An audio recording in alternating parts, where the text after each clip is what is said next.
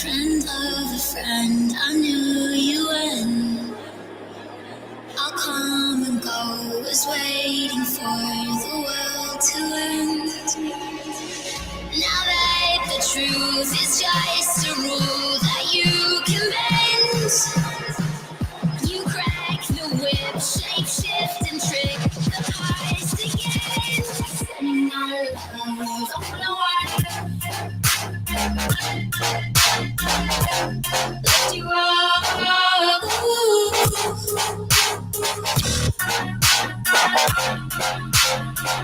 Hello again, friend.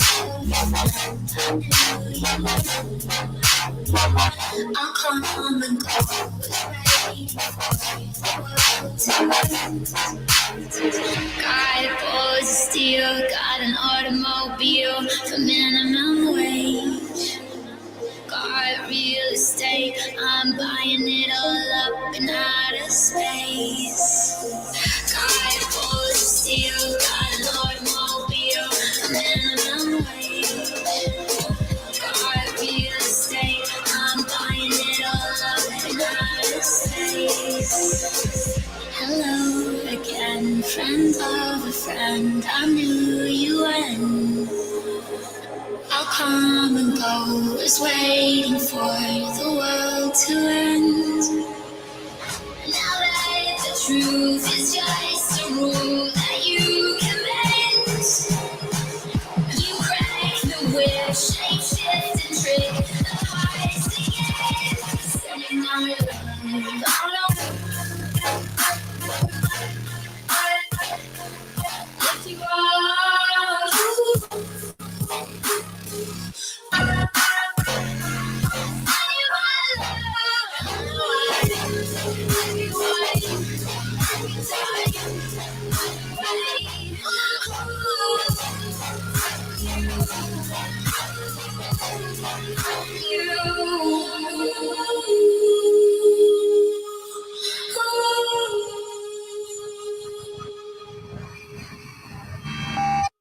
Confusion, all of your meanings, all of your excuses are crowding your reasons. My excuses are starting the show late because I have no reasons. Oh, come on. Always a reason. My excuses for starting the show late are I'm terrible. Jesus. All right, let's get the show started. Let's go.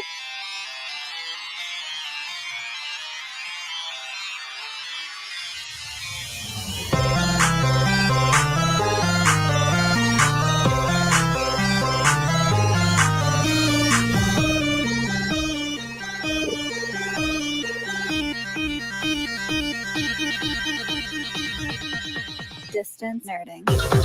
Oh!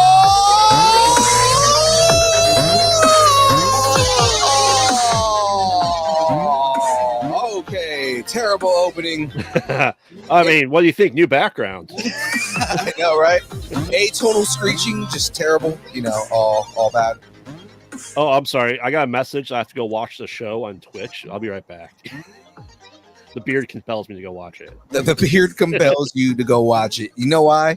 Because the beard is compelling you to be on the show right now. It is. Well, ladies and gentlemen, welcome. It is Thursday. It is time for all of the fun, all of the building, all the things that we are going to do, all of the interviews. Ladies and gentlemen, you are now watching the Build on Distance Nerding Graveyard. How you doing, man? Oh, have a rash in half my body. I'm gonna have an allergic reaction, but other than that, fantastic. The hell are you having an allergic reaction to? I have no idea. My guess is stress from work. Maybe. How it's are you doing tonight? I'm doing okay, man. I was gonna say maybe it's just from watching too many bad movies. You think I build up an immunity to bad movies, but I've yet to watch the Crow reboot. So I mean, I heard that's awful. I heard it wasn't good either. But I mean, you have been watching, a lot of horror Nazi movies. So I have, and it's appropriate for a guest tonight too. When we get, I know, it's amazing how it all works out. The Crow reboot will send you to the hospital. I love it. Because I gouged my eyes out, presumably. Absolutely, that's exactly it. Triple Deuce Grunt in Instagram. Yes, let's get nerdy. Love it. But yes, that's pretty funny. I lost my train of thought for a second, but no, guys. Again, I have been binging Pot Out at Night. So if you want to go listen to something and just listen to all the most amazing opinions on the shittiest movies, go listen, please. We are gearing up for October, spooky month. It's going to be chaotic. Yeah. Well, okay. So because of in honor of what you guys are reviewing next week, what was the name of the movie where it's like Nazis in space that everybody fucking loved? I mean, that's technically Spaceballs. No, but I mean, like actual like Nazis on the moon. Nazis on the moon. There's a few of them actually. And then the sequel was Hitler's alive, but he's a lizard person. Oh, that is some C grade horror. Iron Sky. Yes, Iron Sky. Have you guys reviewed Iron Sky yet? Mm-mm. That needs to happen. Especially because you guys are going to talk about what is it? I was going to say Blood Snow. It's not that. It's what's the one you guys were reviewing this week? Apt Pupil, Dead Snow. Yes. And I forgot the last one. Yeah. No, like especially because you guys are going to talk about Dead Snow. It's in the same vein of Iron Sky. So I mean, like, definitely need that. And the sequel had Hitler on a dinosaur. I think I saw that. So it's actually at the end of the movie. They get back to Earth, and then they find a tunnel to the center of the Earth. And when they get to the center of the Earth, Hitler comes in riding on a raptor, and he's a lizard person. It is fucking terrible, but it is amazing. I love it. All right, let's get into the actual things because I've wasted 5 minutes of you guys' lives anyways. It's almost you need some clarity and focus. Do you have anything that might help you with that? My God, you are the best at transitions because, ladies and gentlemen, this show is brought to you by the good and wonderful people over at Dubby. That's right, ladies and gentlemen. Dubby is a brand of energy drinks created to help focus concentration reaction time with no jitters or crash. Dubby contains no maltodextrin, no sugars, no fillers, no artificial colors or dyes. Now, you may be wondering to yourself, why? Why should I get Dubby over all the other things that are out there? Ladies and gentlemen, Dubby contains Neurofactor. Neurofactor is a neurotropic derived from the coffee fruit. Neurofactor helps give your brain focus and clarity, while the 150 milligrams of caffeine and 3 essential B vitamins help you stay alert and energized. To find out more about Dubby at www.dubby.gg, use the code NERDING10 and get 20% off through the end of September. I know it says 10% off on the screen. It's 20 through the end of September. I should probably fix that until the end of September. But I mean, you have what, 3 more shows by then? I know, right? But yes, ladies and gentlemen, at the end of September, it changes, goes back to 10%. But that code NERDING10 will get you 20% off of everything store wide on w.gg. So get that. Tater's saying Dub Sludge and Calio Cream. Dub Sludge, they did just put a new formula out there. I haven't tried it yet. I love the old one. I can't wait to see what the new one tastes like. Break out the Lego mug. You're not wrong. I was actually looking at Emmett the other day because Emmett sits in the living room now. Is that where you make out with him now? Yeah. Okay. Yeah. For those of you who remember the early days of this show, I exclusively drank drinks out of a Lego head mug. and I named him Emmett because I have no creativity whatsoever. So, yeah, name him after the character in the movie. Why not? Okay, exactly. You know who might drink Dubby? Who? A vigilante that is out at night doing all sorts of justice. Oh man, is he Batman related? He's rope related. He is rope related. You know what? If this character was in today's society, I'm sure he would drink Dubby. Actually, I'm sure he'd be like a Mormon or something. But I mean, like still, no caffeine in his system. Anyways, ladies and gentlemen, today's guest is a comic writer, producer, and a podcaster, so he understands our struggles. Here to tell us about the latest series, his latest series, The Gallows Man. Please welcome to the show the wonderfully talented Brandon Ingram from Dismay Comics. Thank you for having me. Thank you, children, for applauding me. The children in the audience, thank you. Those are just James's kids that he has in his closet. Absolutely. The other person that we keep on retainer is literally the goat. There we go. Well, thank you, Goat. Thank you for being here. Bruce was asked at school, what is his favorite drink? And he said Dubby. Oh, that's adorable. He's 9, by the way. So it's like, oh, yeah, an energy drink for a 9-year-old is his favorite. Got to be attentive at school. Exactly. Phil, you should get that 10% off the screen. No, I'm leaving that on the screen. 20% off from what I heard. Yeah, because Dismay Comics, if you put in the code Nerding10, you get nothing.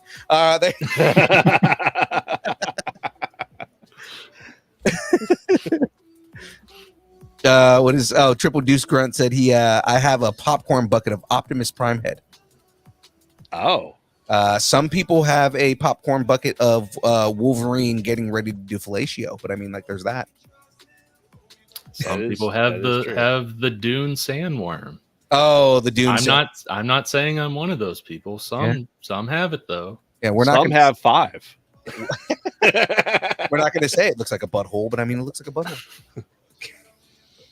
It does.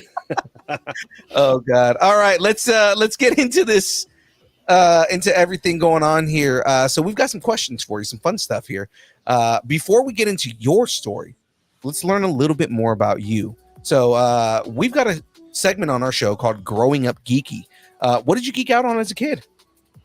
A number of stuff. I was born in 97, but I'm not going to claim 90s kid status. I think if you were born 96 or after, you shouldn't claim 90s kid status because you didn't actually experience it. You were 3, 4 years old.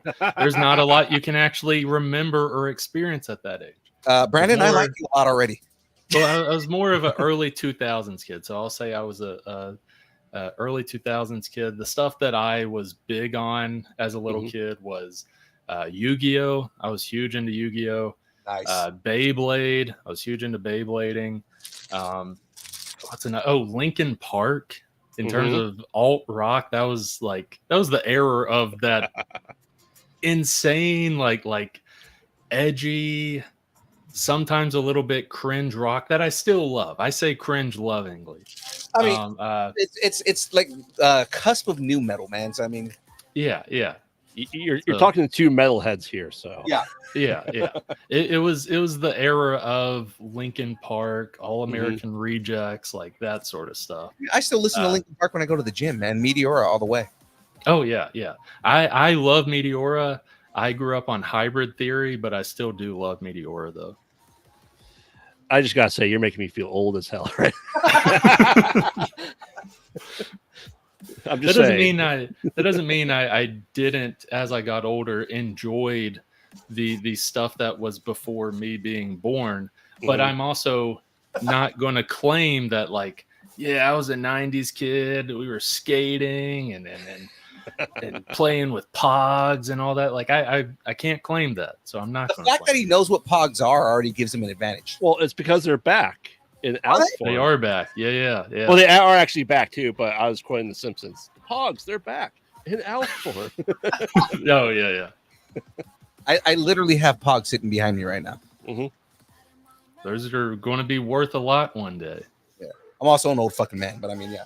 I'm older than you, but I wonder if my parents still have the tube that you put your Pogs in that I had from the 90s. I'm pretty sure my mom threw my tubes away, man. I've got a set of Pogs that my wife got me for Christmas a couple years ago. That's awesome. What else did you grow up? I mean, are you a video gamer as well? Yeah, with video games, it was a mix, like kind of N64. That was kind of the first system I ever got was N64. And then the first one where I was like all in on, both me and my brother were all in on. We got it Christmas morning. It was PlayStation 2. And even before that, my brother bought a couple of video games like 2-3 months before he was even getting the PS2. So he would just be looking at it. He'd just be studying the back of the case. The plus side is those when they actually made game manuals, so he could actually read some. He probably read the manual 10, 20 times before Christmas morning. And then Christmas morning hits, and the first games we got were Prince of Persia, the reboot series in PlayStation, as well as Dragon Ball Z Budokai, the first one.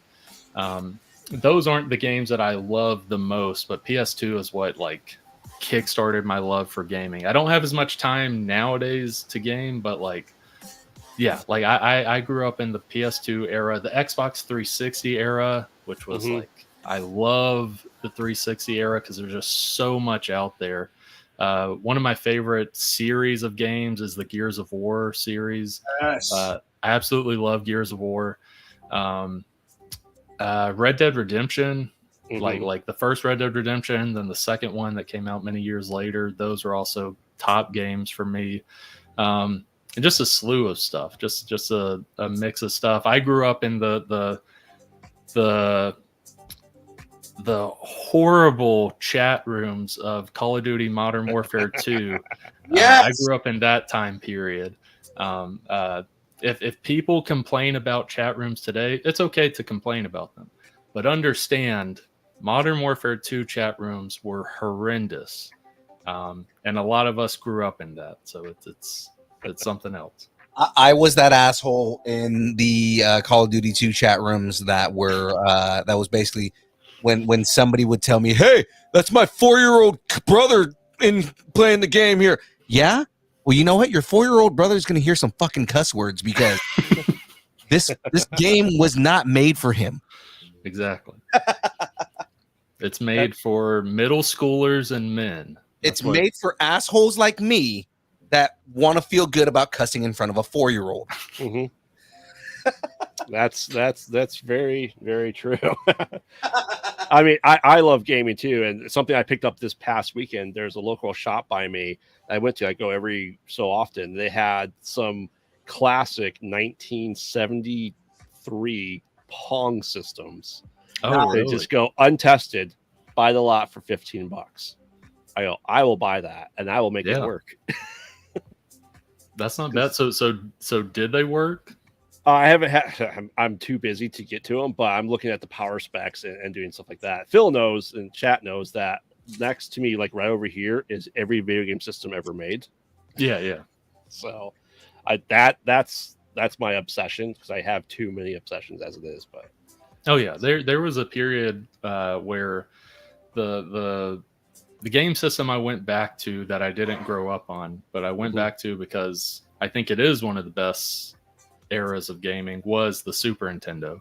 Like I remember finding one at I think it was a thrift shop, and it was a pretty good deal. It was like, this was maybe 10 years ago. It was like $50, came with like 3 or 4 games, and not just like crap games. It's not just like Sudoku and tennis. Like these games are like a few dollars sort of thing. It was like Super Tennis was fantastic on the Super. But no, I grew, or I loved it to begin with. But yeah, I was just like hunting down stuff. Like Super Metroid is still, of the Super Nintendo era, that's my favorite game was Super Metroid.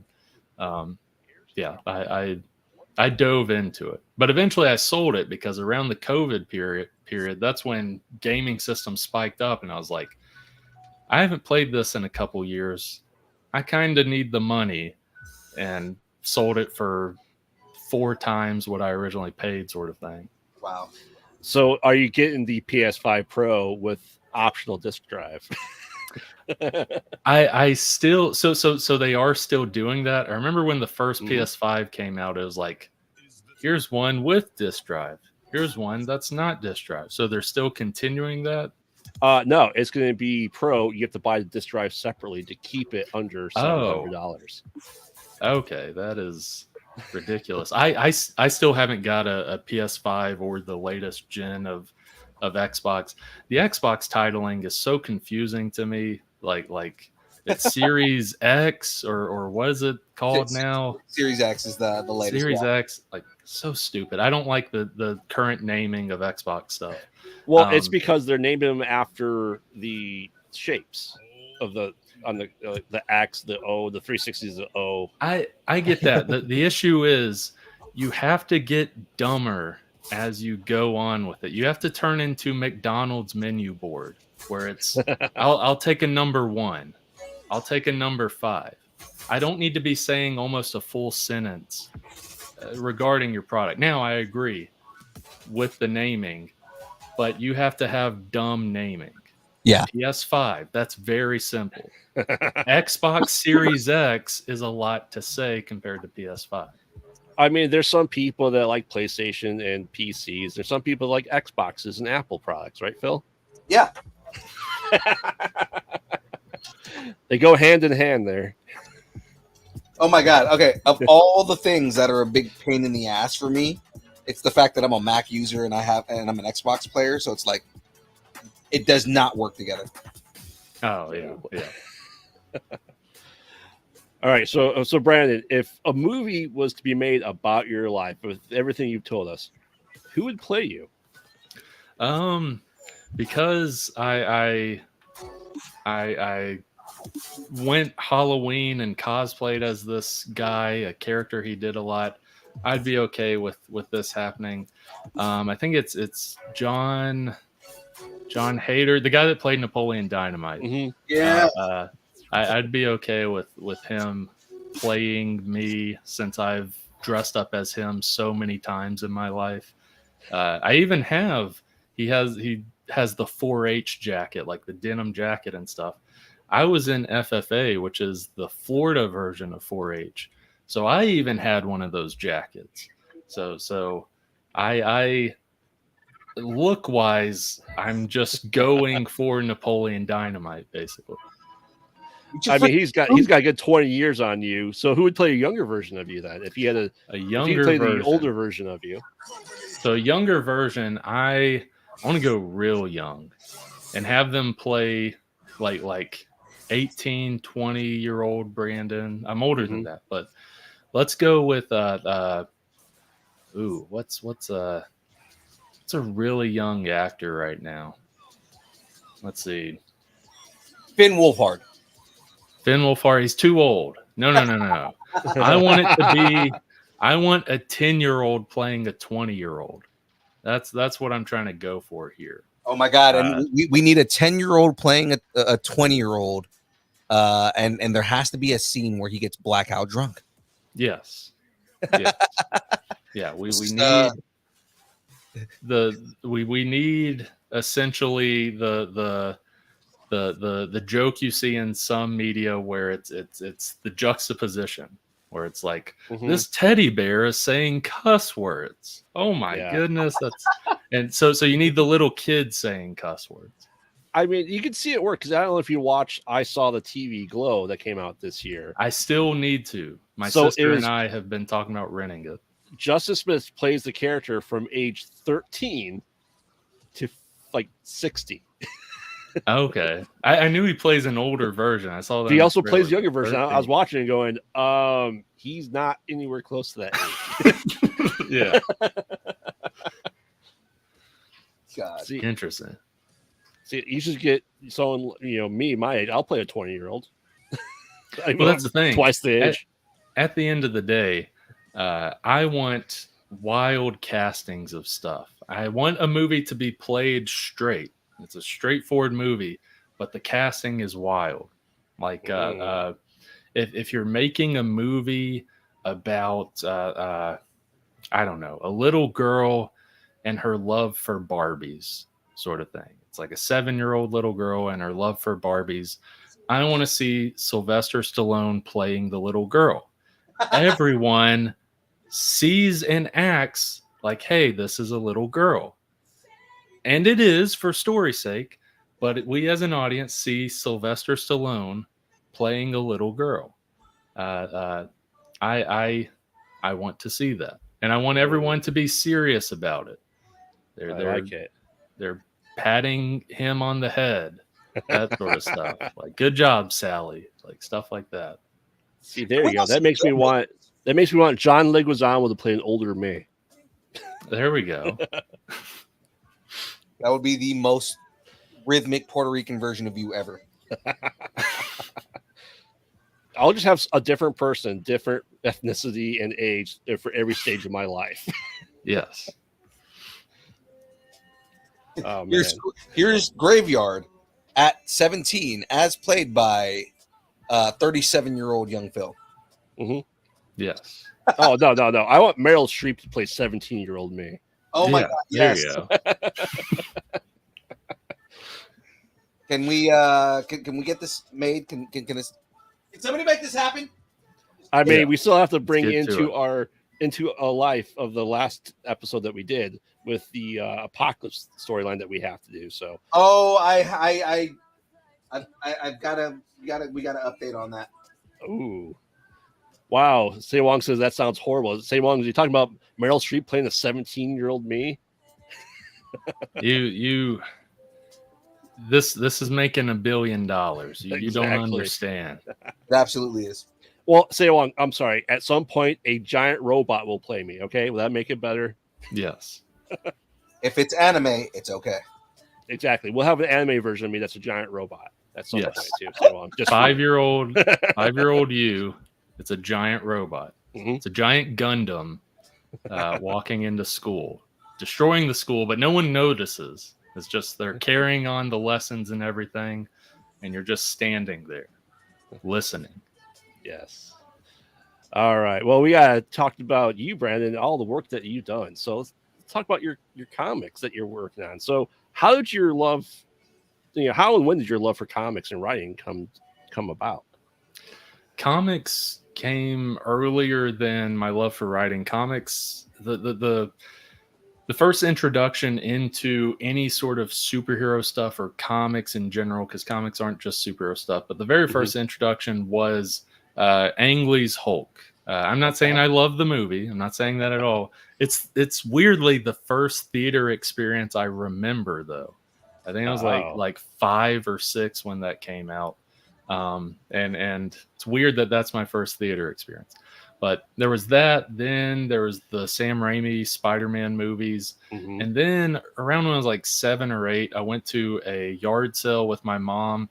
And this guy had a shoebox full of comics. And it was a bunch of random back issues from the 70s, 80s, 90s. It was a mix of stuff. There were some random issues of Amazing Spider-Man, random Action Comics, random Marvel and DC series like Marvel's DP7 and stuff. It was just random back issues.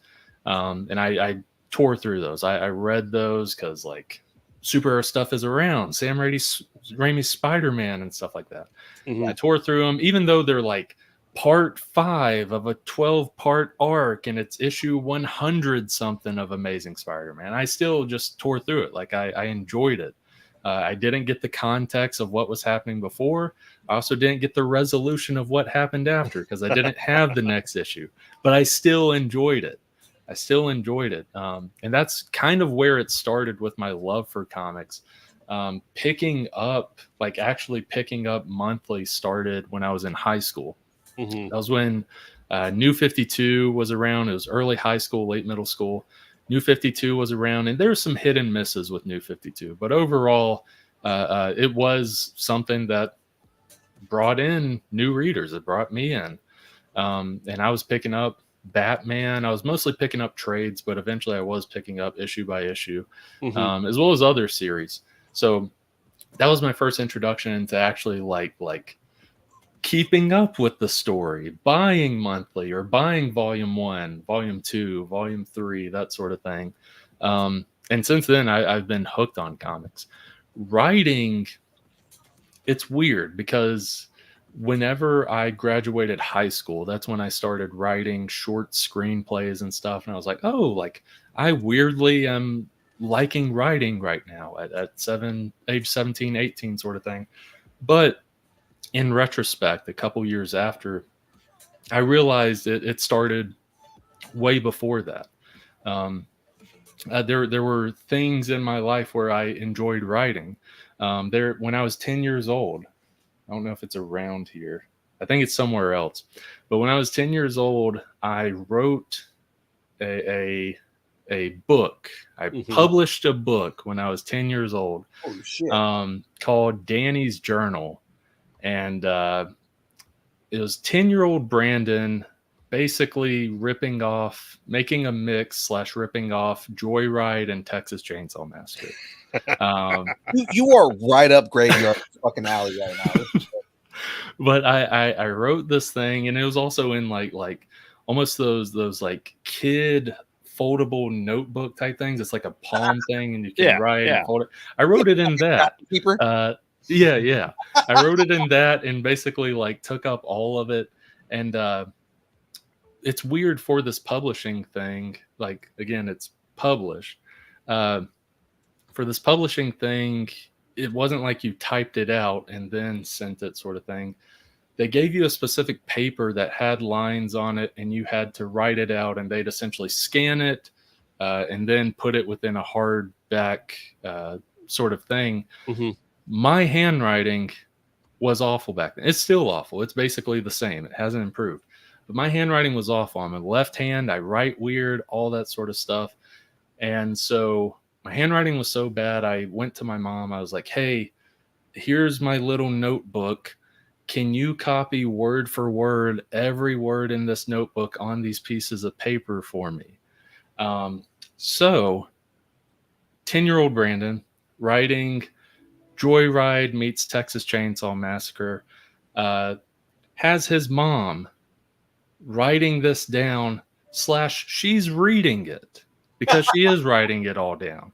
I have still not asked her. I still want to ask her. I've still not asked her, hey, what were you thinking in the midst of writing this down? Were you thinking like, oh no, we might need to get Brandon help? Like what was your thought during that time?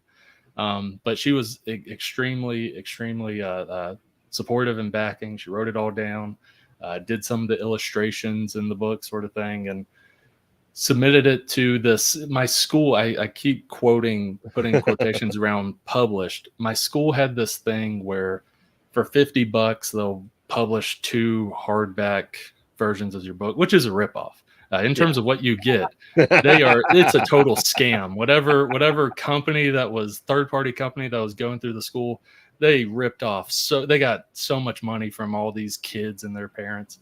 But these kids, fuck those kids. yeah, essentially like $50. It's not worth the it. The title of the company "Scam Your Book" would be.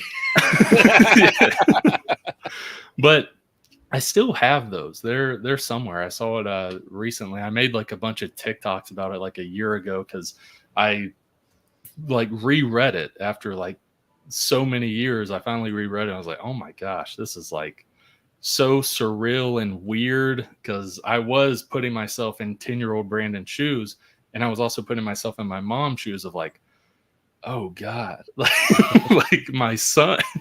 The fuck is wrong with my kid? Was your character name Leather Cane? Yeah, but it was wild. So I mentioned that in retrospect, looking back, shows that I've always had a appreciation or love for writing or wanting to write. But it wasn't until late high school that I noticed that and was actually writing like regularly as a hobby. And in terms of writing comics, That started around 2019. I was writing screenplays, like short scripts, and then eventually I wrote a feature-length script, which was my very first one. That was The Gallows Man. It started off as a feature-length script back in 2017, and then draft after draft, second draft, third draft, that sort of thing over a couple years. Then I shelve it. Then I start making comics, and making comics started as just like a bucket list thing. I was like, I love comics. I would love to make just like one comic, like this horror anthology I have, Dismay Avenue. Just make one comic. That would be great. I'm a quarter way into making that. I was like, oh God, like I've got like the bug for this.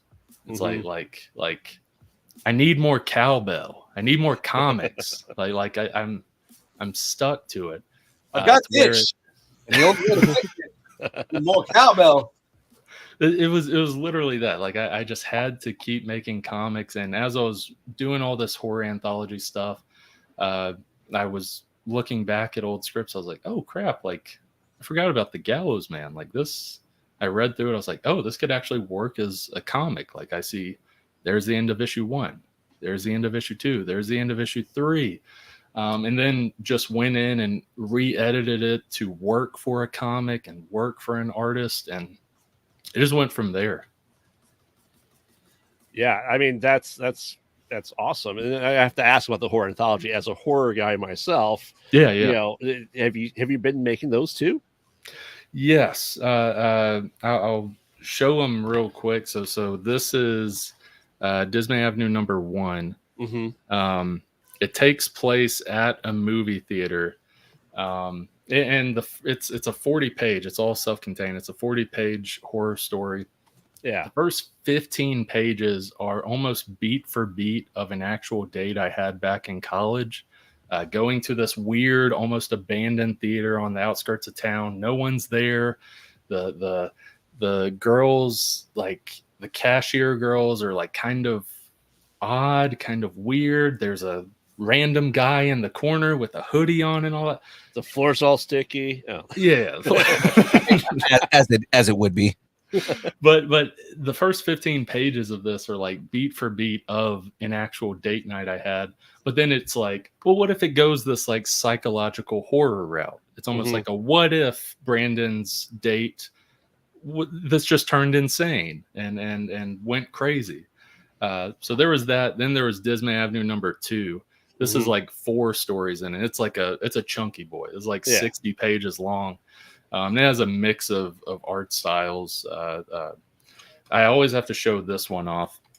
The first story is very much like Junji Ito inspired. Like I love Junji Ito. And I always got to show that page off. I just love that creature design. My webcam doesn't do it justice, people. But believe me, it looks great. I love it. And then there's like more surreal painter like art styles. There's contemporary type art styles, and then there's like freaking Dr. Seuss type art styles, because it deals with the stories and stuff. But yeah, so these were actually the first comics I ever produced. I actually made. And then The Gallows Man I made after. But so this is issue 1 and 2, and there's a couple variant covers. But issue 3, we've been making it. We're on the last story with one of the artists. We're just trying to make sure we get that right. I hope to do a Kickstarter for that next year. That last story, we're trying to get right just because it's experimental for both me and the artist. The artist is actually the one who did that Junji Ito-esque art style. Okay. But he's changing it up a little bit because it's going to be somewhat watercolor looking. It's black and white. And there's also no dialogue. There's no onomatopoeia. It's a silent story. So it's kind of experimental for both of us. So we're just trying to make sure we get that just right. Yeah, that's pretty interesting. Yeah. And chat knows, Phil knows that I'm, especially doing this show, I want to create a comic just because I want my co-host and I to go through the B horror universe where it's just we're trapped in bad horror movies. Yeah. No, I say go for it. I know it's because I can mention how like I jumped into it, but before that, I will mention It's extremely cheesy, and people will think it's cheesy. But once you actually get into creating something or create something, you realize it is pretty right. Shia LaBeouf has been through some controversy, rightfully so. Do it. The videos that he made back in 2014, the just do it, don't let your dreams be dreams, just do it. It's extremely cheesy, but like once you've made something, you realize it is literally just that. It's just do it. Like I know it's the ultimate cheesy thing, but once you've made something, it is literally that. It's you just push the button one day and you just do it, sort of thing. Right. For me, it was like a build up of wanting to make a comic, but like not really sure. I even had scripts written and stuff. I was just I don't know when to make it, that sort of thing. I wasn't sure. There was a bunch of stuff. And then one day I was in Tennessee, and it wasn't a comic convention or anything. It was just random place sort of thing. I run into Jim Kruger. He's written Justice with Alex Ross. He wrote Earth X with Marvel, and he's written a whole bunch of other stuff. But those are two of his big things. You just run into him? It was a youth rally. It wasn't comic related at all. I just ran into Jim Kruger at a youth rally. I was like, I don't know, maybe 19 at the time, something like that. And I just run into him, and we just start talking. Like it's maybe at least 10, 15 minutes of talking. And I had read some of his stuff before. I read Justice. I hadn't read Earth X, but I also read like random issues. Like I was a substitute teacher before, and I was a substitute teacher, and I subbed for the librarian, which was a cake job because no kids actually go to the library at the schools anymore unless the teachers bring them there. So most of the time I was either on my computer writing stuff, or they had a small graphic novel section. I was reading Adventures of Superman. And one of those stories happened to be a Jim Kruger story that stuck out to me that I really liked.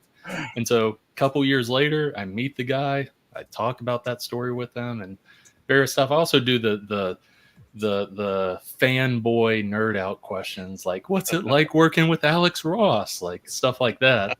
But through that conversation and asking different stuff of like, how'd you start out and different stuff like that, that conversation was the needle that broke the camel's back in a good way, where it was finally the thing that set it off, where it's like, okay, I'm in, I'm going to do that. To where within the next month, I was on DeviantArt scouring for artists and stuff. I didn't know about Instagram and looking for artists there.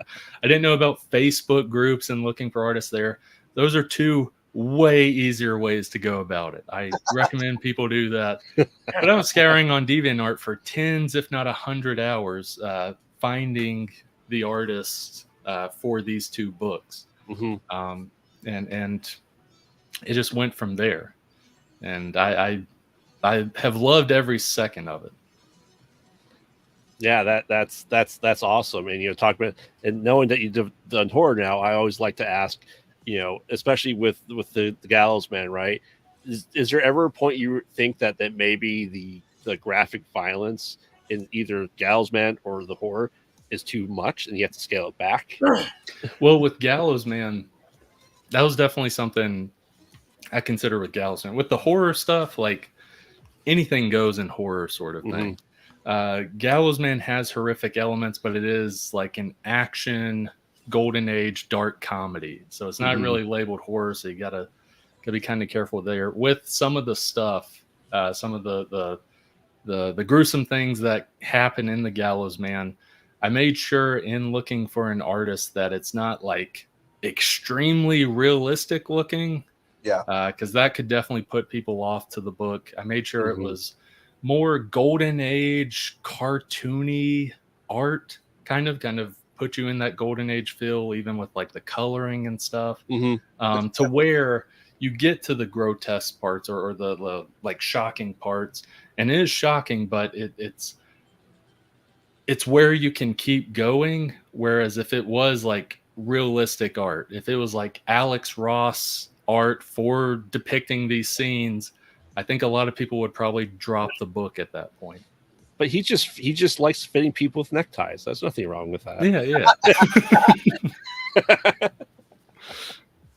Fitting people with neckties, but just being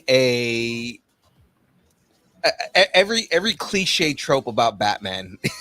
Yeah. He And I the love issue is he tightens the neckties too tight. That's the issue. Yeah, I can see that. So, what was Gallows Man? When you said his screenplay was going to be a live action, or is it going to be an animated?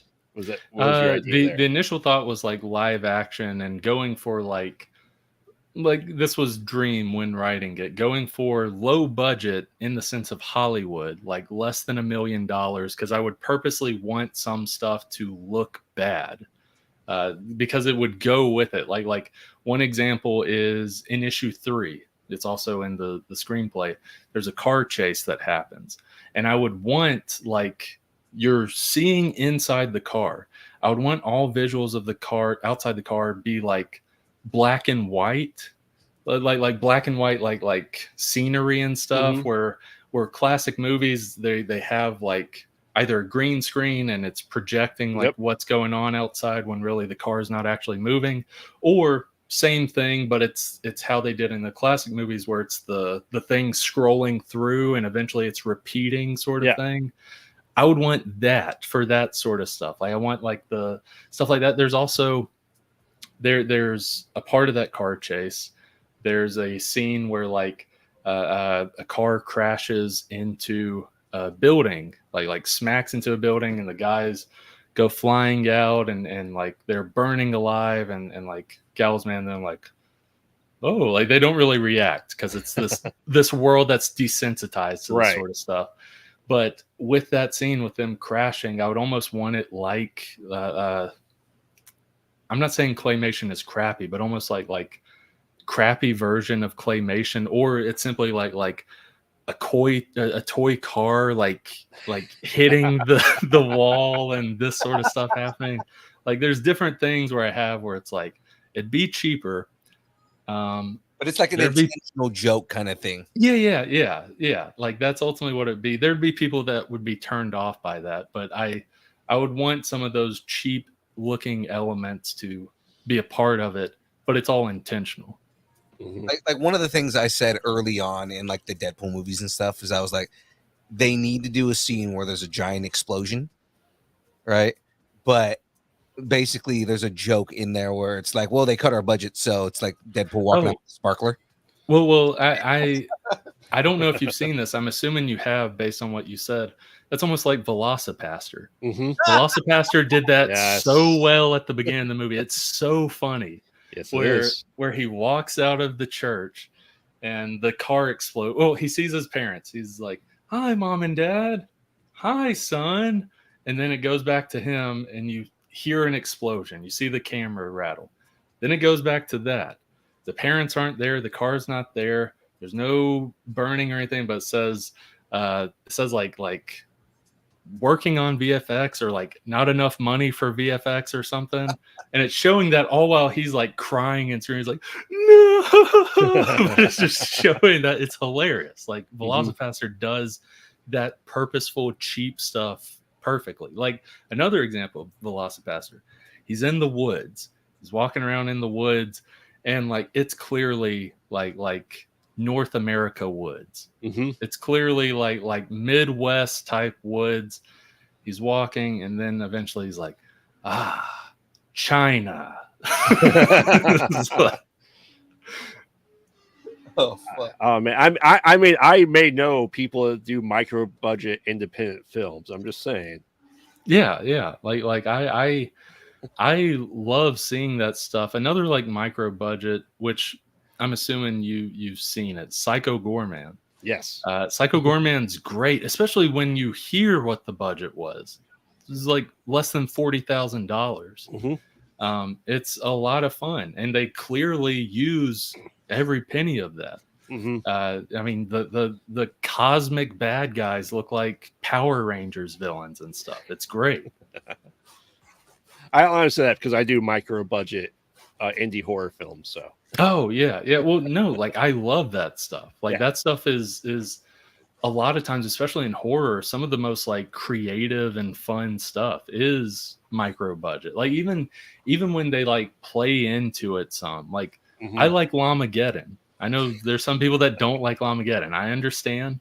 I like Llamageddon though because they're like intentionally kind of doing it, but also it does just feel like a group of friends having fun making a movie.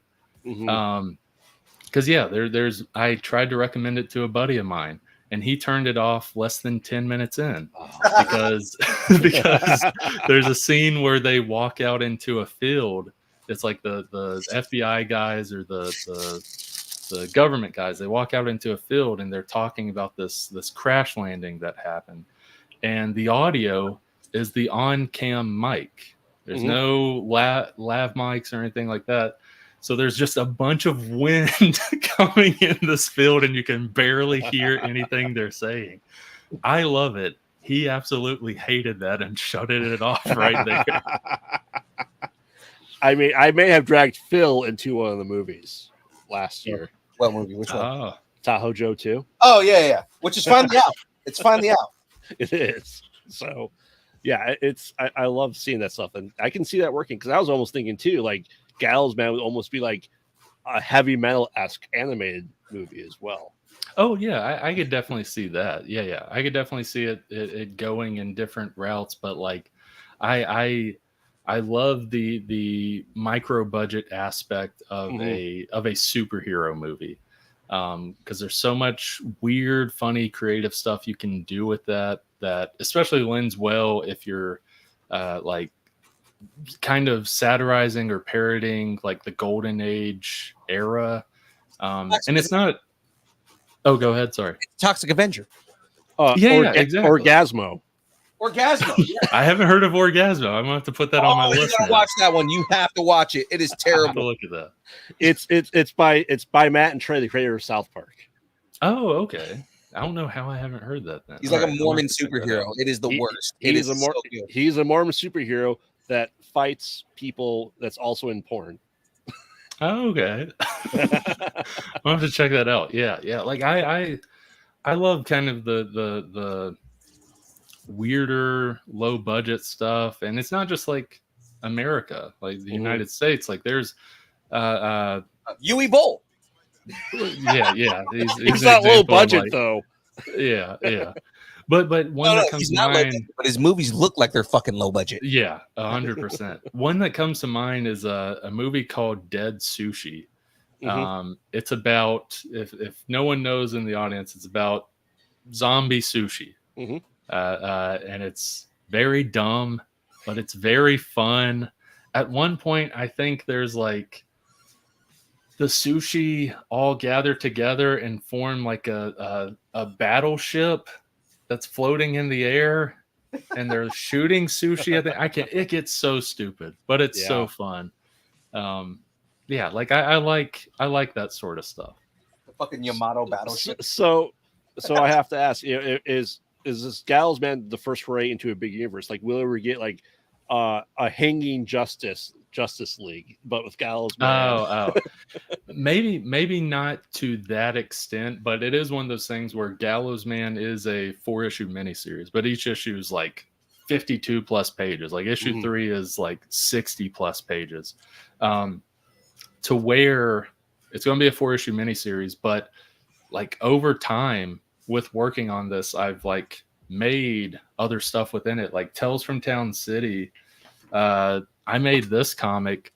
It follows like the minor characters within the Gallows Man world that are introduced in the Gallows Man. Like there's 2 homeless villains trying to use expired coupons at a convenience store, and one of them has that one sounds familiar. One of them has hypnotism powers, but his powers are super weak and super poor, to where he gets explained in episode in book 2, and it's fucking great. yeah. Like he's struggling to even like hypnotize this cashier into thinking the coupons aren't expired. Then there's Hangmutt and his super team. I guess this is the closest thing to a Justice League almost. Hangmutt has a super team that are called the Fierce Pets, and PETS is an acronym. It's Precise Ecosystemic Tactical Squad, much like Wildcats, like the covert action team sort of thing. And they go and slaughter poachers viciously, as well as they don't have dialogue. They talk, but it's in their animal noises. It's bark, bark, barks. It's meow, meow, meows. And even to the point where, let me go to it specifically. There is a page where it is nothing but a back and forth between Hangmutt and this cat, and their bark, bark, barks and meow, meow, meows. And it's all like bark, bark, bark, bark, bark, question mark, bark, bark, bark, or meow, meow, meow, exclamation mark. To where like there was actual dialogue that I wrote. I just then took each syllable and put in the animal noise and stuff. I even had to do that. Those are common animal noises. There's some animals in this that don't really have a common noise. Like the team's made up of a dog, cat, snake, sloth, walrus, sugar glider, a butterfly. like a lot of these don't have common. Yeah, a lot of these don't have common onomatopoeia. To where I had to go and listen to this online. Like, what the heck does a sloth sound like? I gotta listen to that and form a onomatopoeia for that sort of thing. It's dumb fun. It's a lot of fun. I love it. If you ever get stuck, just have it say its name. Butterfly. Butterfly. Yeah. But no, it's one of those things where like I also still want to do, even though Gallows Man 4-issue miniseries, I still want to do at least a couple more issues of these, following some other minor characters like the butler Bertwald. I have a 28-page story for him where he's fighting ninjas. Like I want to have that stuff come out. Is it Bertwald fighting ninjas, and that's why he's giving an excuse for why he's late from the deli? Yes. Okay. You're right on the money, because at the very end of that, he does arrive, and he's like, "Oh, sorry I'm late, old chaps," like that sort of thing. He has the sandwiches. Yeah, that's exactly it. I want to know more about Jamie, and I'm sure you're going to do more with him, because I'm like, okay, so far he's just a rich dude they hang out with. Like, what? I want to know more about his. Like what he does. Because he's Wayne of the group, but he doesn't do shit so far. In some of the future Tales from Town City stuff, it'll kind of dive deeper into him. In the Gallows Man, he's this rich philanthropist that backs the Gallows Man and his superhero stuff, sort of thing. But I am going to dive deeper into him and like some future stuff. But that's the thing, is like it all started as just a 4-issue miniseries.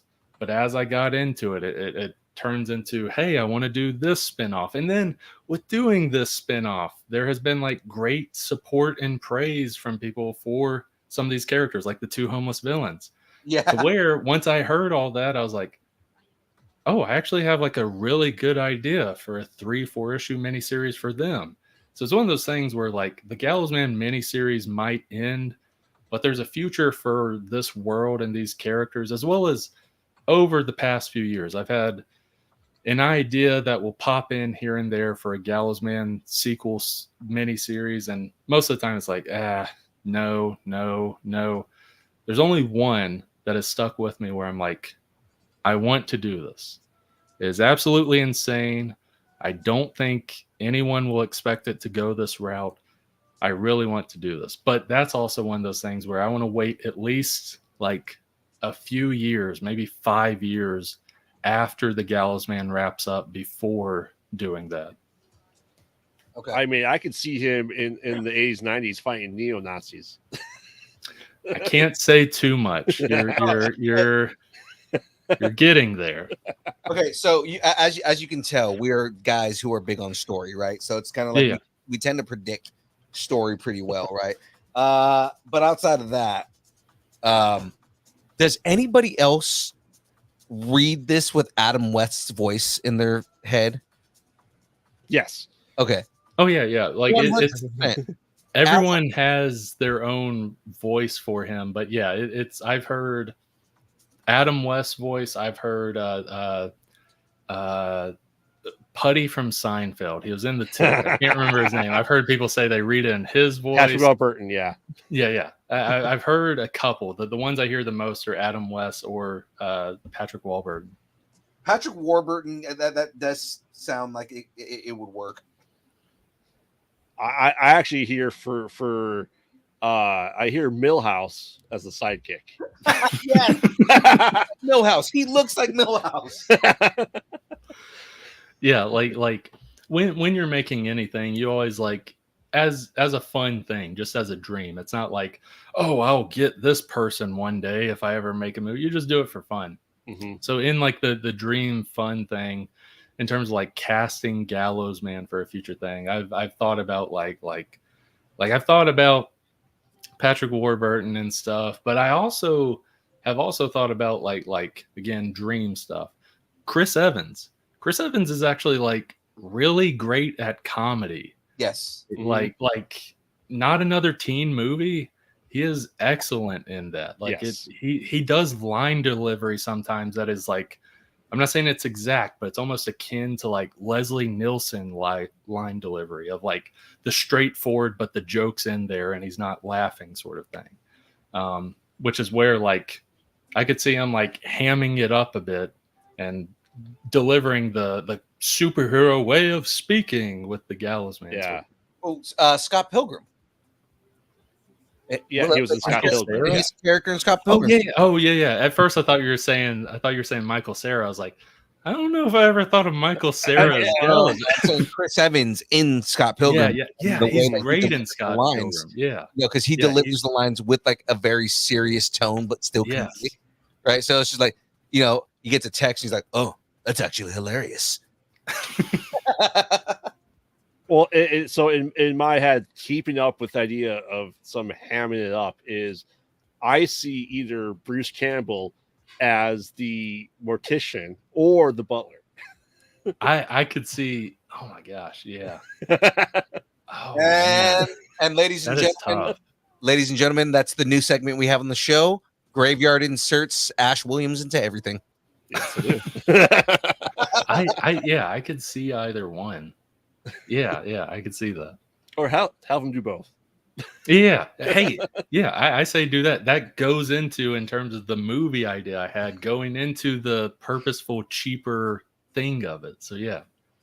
So I think it'd be pretty funny if the butler and the mortician, two people in different parts of his life, are the same person. Yeah. But one has a mustache and one doesn't. I say you get Bruce Campbell to play everyone in the entire script. Every single character is Bruce Campbell. You just said the magic words for a graveyard. even in issue 2, the Doris Lane that Gallows Man runs into, even have Bruce Campbell in a wig, give him some melons to put under his dress and stuff. Like, I'd love to see that as well. Because I could see him as Gallows Man too. Because I just picture from Comic Book Man where he was going to play the actor. He puts on the old leather helmet. No, gosh, thinking about it now, I could see Bruce Campbell like doing Gallows Man pretty well. Not only like acting, but look wise, he has that like that jawline sort of thing of the classic Golden Age hero kind of. Mm-hmm. I mean, not that Bruce Campbell needs me pitching work for him, but it is a dream of mine to have him in one of my movies. That'd be awesome. Yeah. Oh man. So that's so great. Okay. I know, Phil, do you want to start asking some of your burning questions? Oh, my burning questions. Absolutely, man. So I have the hardest question that you're ever going to get in your life. Are you ready for this? I'm ready. All right. What is your favorite kind of taco? Favorite kind of taco is I'm I'm blanking on what it is called. It's a well. First, I'll say Berea is neck and neck with this one. Berea taco's pretty good. This one is like kind of like a red meat in terms of like it's on like a spinner almost, and they like Is it al slice it pastor? off. Say again. Is it al pastor? Yes, yes, El Pastor. Oh, Yes, you said the right words. I yes. have a ding around here somewhere. Ding, ding, Yeah, ding, Trip ding. trying to get to it. Yeah, no. That is Phil's ultimate right answer for anyone that he asks this. Well, it's There is a It's- right answer to this. well, it's delicious because like I go to Mexico every year on a mission trip, and the week that I'm there, I make sure to hit up these two specific taco shops. I make sure to hit them up every year because it's so good. They have great El Pastor, they have great Berea. I've tried other places in the region that I go to. It's in Ensenada, Mexico, but I always go to those every single time. And it's the best tacos I've ever had. Yeah. Birria is always good, but like al pastor. So al pastor is the litmus test for any Latino that goes to any like Mexican restaurant, right? Yeah. If they make good al pastor, they make good everything in that restaurant. I can see that. That's usually the rule of thumb. Your secondary is mole. If they have mole on the menu in general, usually they make things from scratch. Yeah. So I have to ask, but I never thought of this. In the deep fried universe, is there a villain called Al Pastor? There's not. There is not, and I should probably ask him to make that character. I'm thinking like, have I heard that name as a character? Because that'd be a fantastic name in that universe.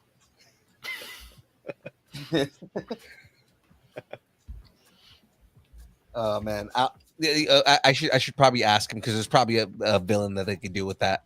Exactly. Right now, I've been pitching to them to do a balot villain, which is fucking hilarious. So, Yeah. So what's some advice you might have for any fellow creators trying to get into making comics? The very first thing I'll say is the classic Shia LaBeouf thing. Just do it. That's the very first thing, because once you actually get into it, you realize it is that simple. So there's that. I'd also say make sure you have a passion for it. And I'll say specifically with comics, and you can say this with any creative field, but specifically comics, you have to have a passion for it if you're going to do it, because you don't expect money. Especially like making a profit's what I mean, in terms of like, oh, this is my main source of income, or even like this is half my income. Don't expect that the first 10 years or the first 5 years. Don't expect that really the first 10 years. You have to have a passion for it. It's something you love. If you're looking for money in creative writing, there's other avenues you can go down. Like comics is not the one to go down if you're looking for money. There's other avenues you can go down. Ultimately, you just have to love it and want to produce the thing you want to produce. And that's a big thing, is if you're starting out, you are likely there's likely no executive over you. There's no big boss over you saying, change this, do this. I don't like the way this is. Take this half of the story out, sort of thing. It's all you. It's all what you want to do. So make sure you make something that you love, that you like. That's crucial. If you make something you enjoy, that you love, one, you get invigorated from that. Essentially, you're like, oh man, like I did this thing, I made this thing. It's good for you because you stuck with what you wanted to do, and then you'll find an audience for that. If you have a passion for something and it's clear within your story or your book or whatever, there's clear that there's at least an attempt.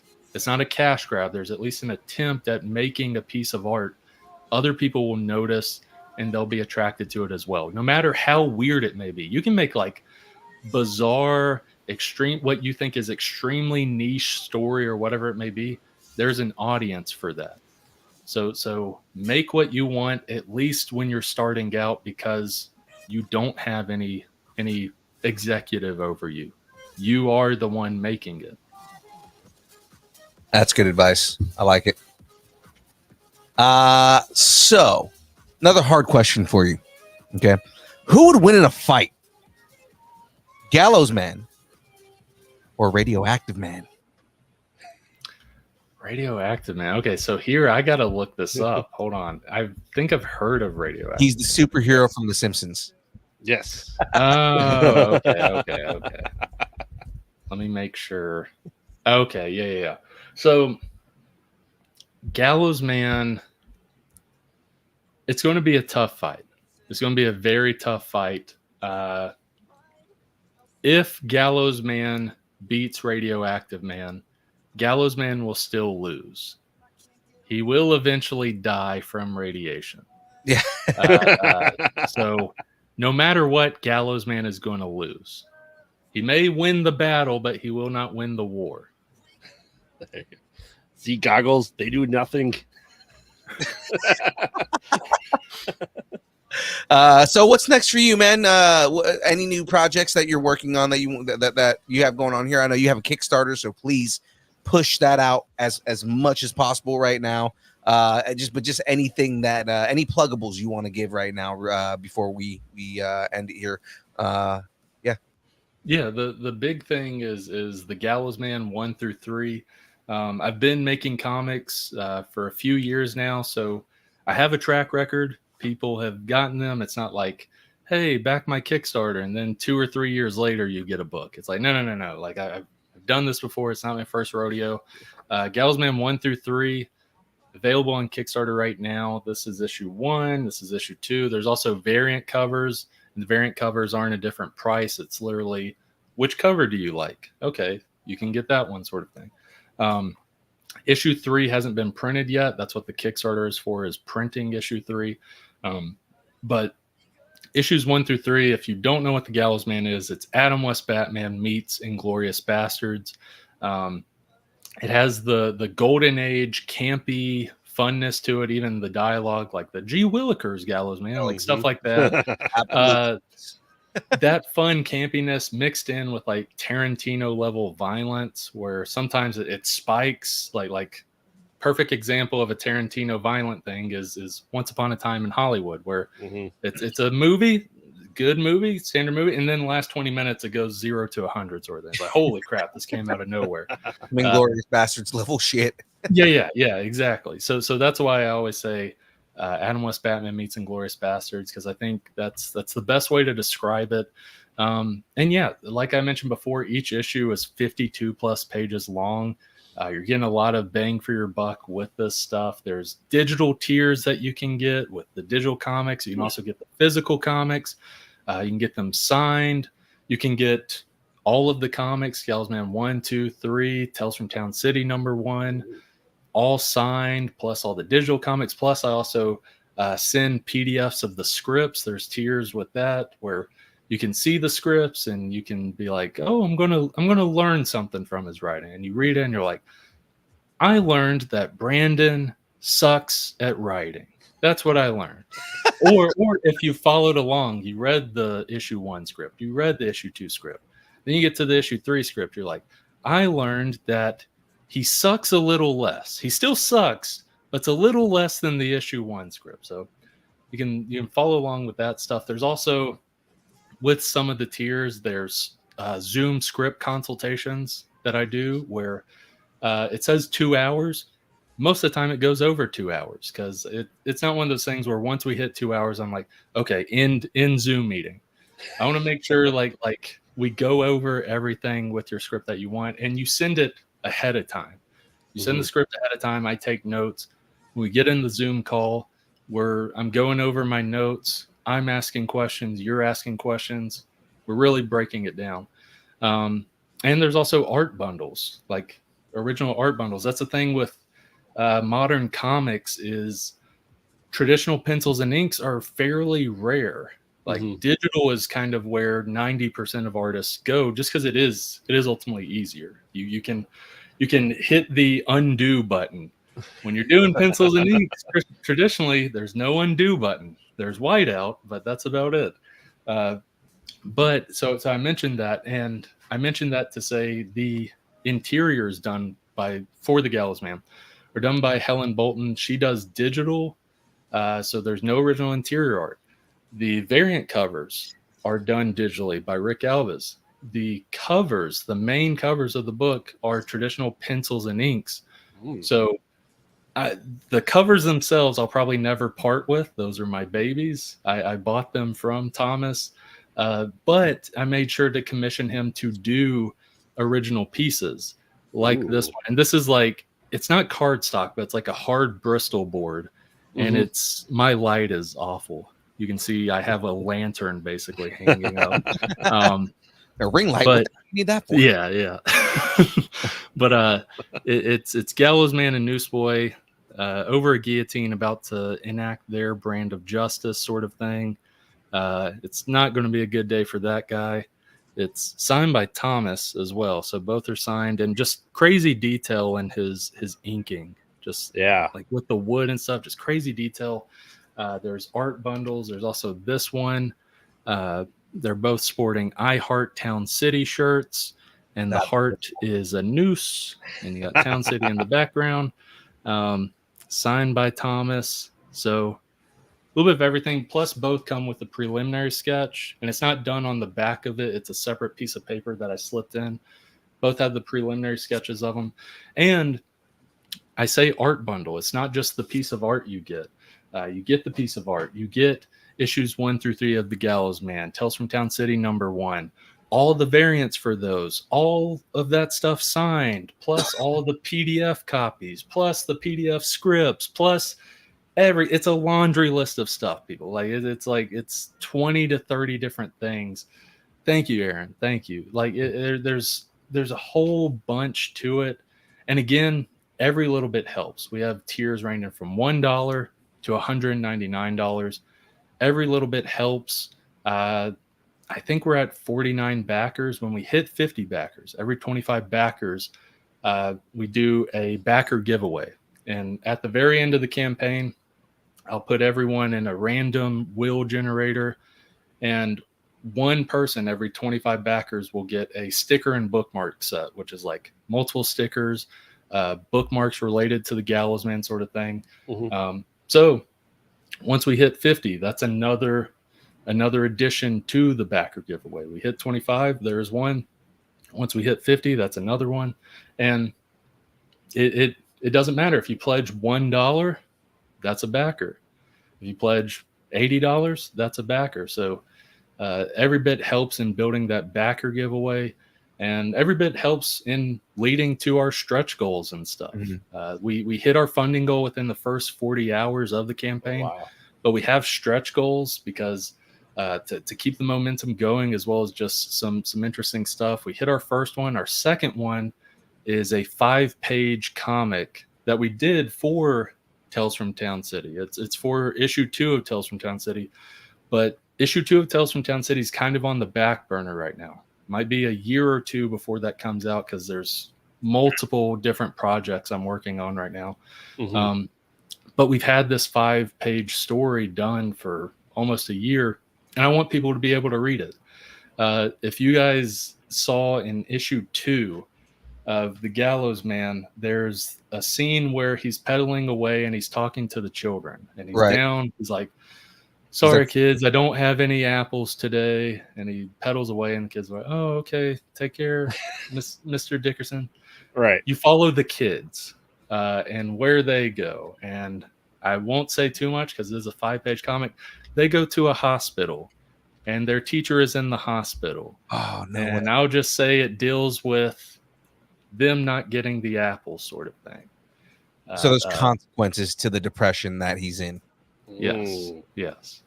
It's a dark 5-page story, but is very funny, pretty dumb, but very funny. But it expands the universe, and I love that. I love that you're like, you have, it's very much like the Marvel universe, where it's like there is a whole tangent to things that happen.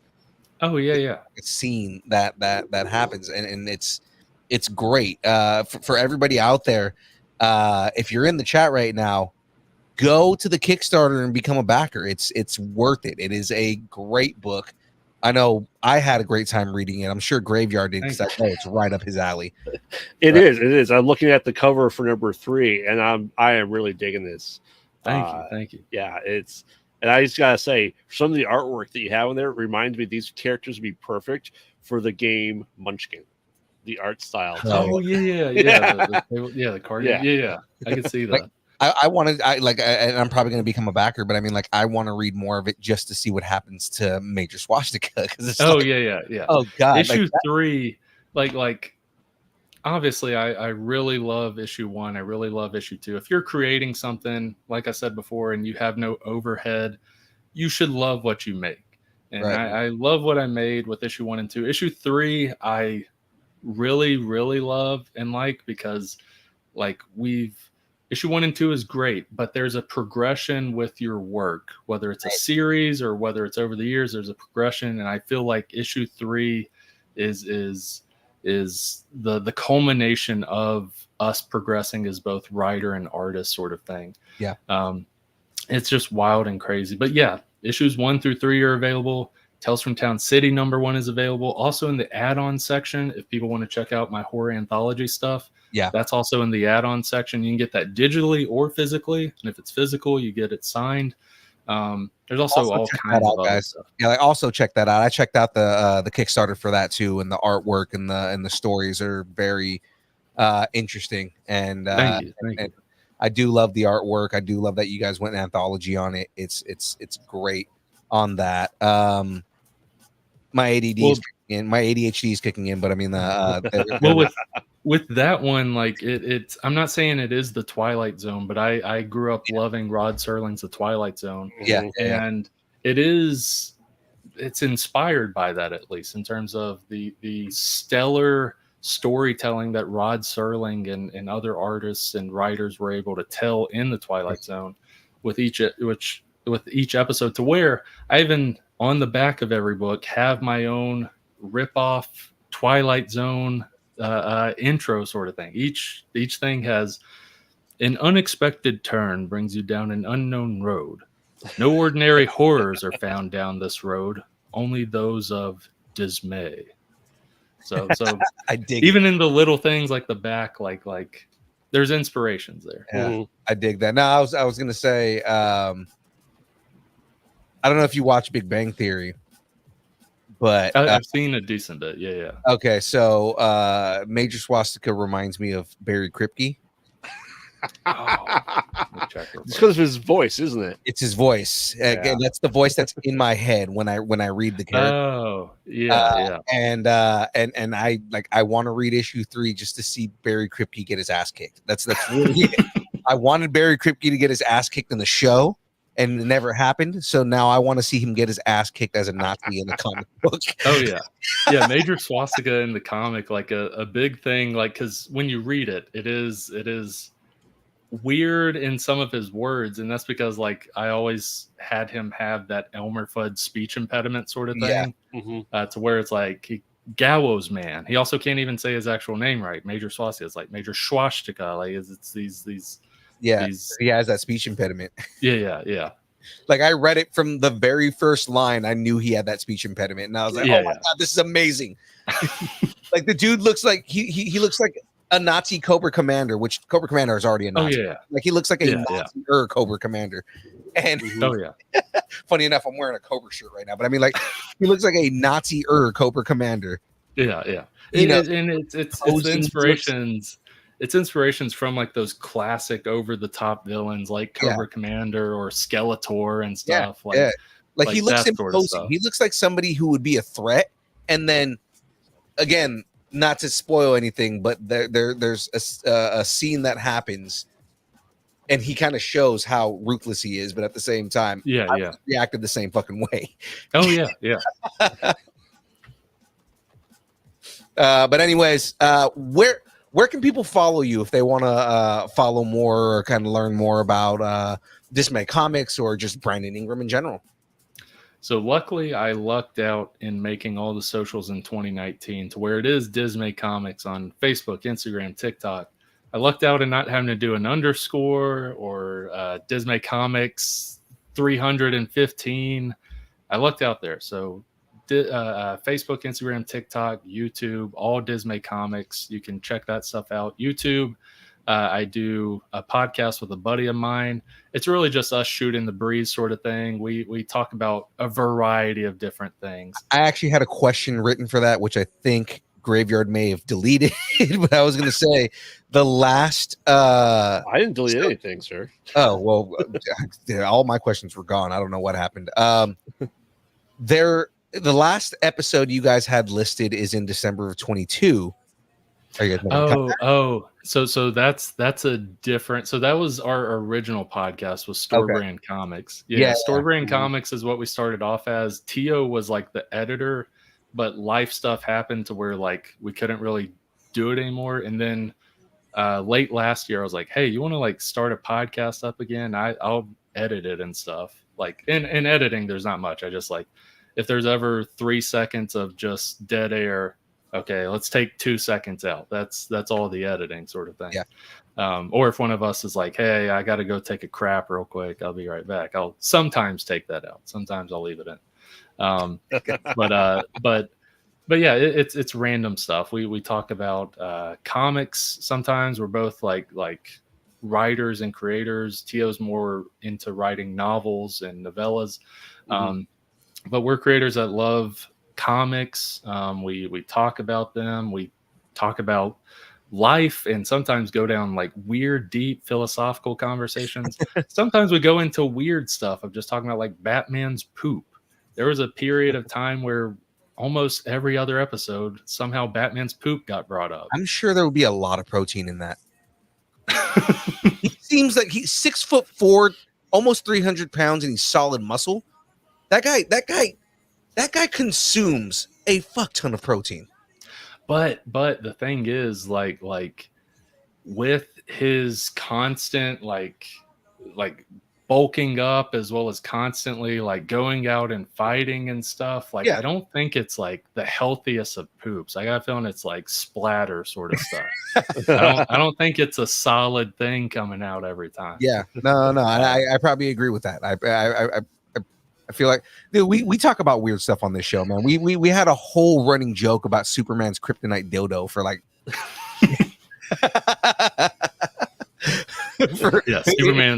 Superman's just a masochist. He's like, I gotta feel something. Exactly. Well, because the title was Superman Unbound, so it's like 50 Shades of Grey, but Superman. Yeah.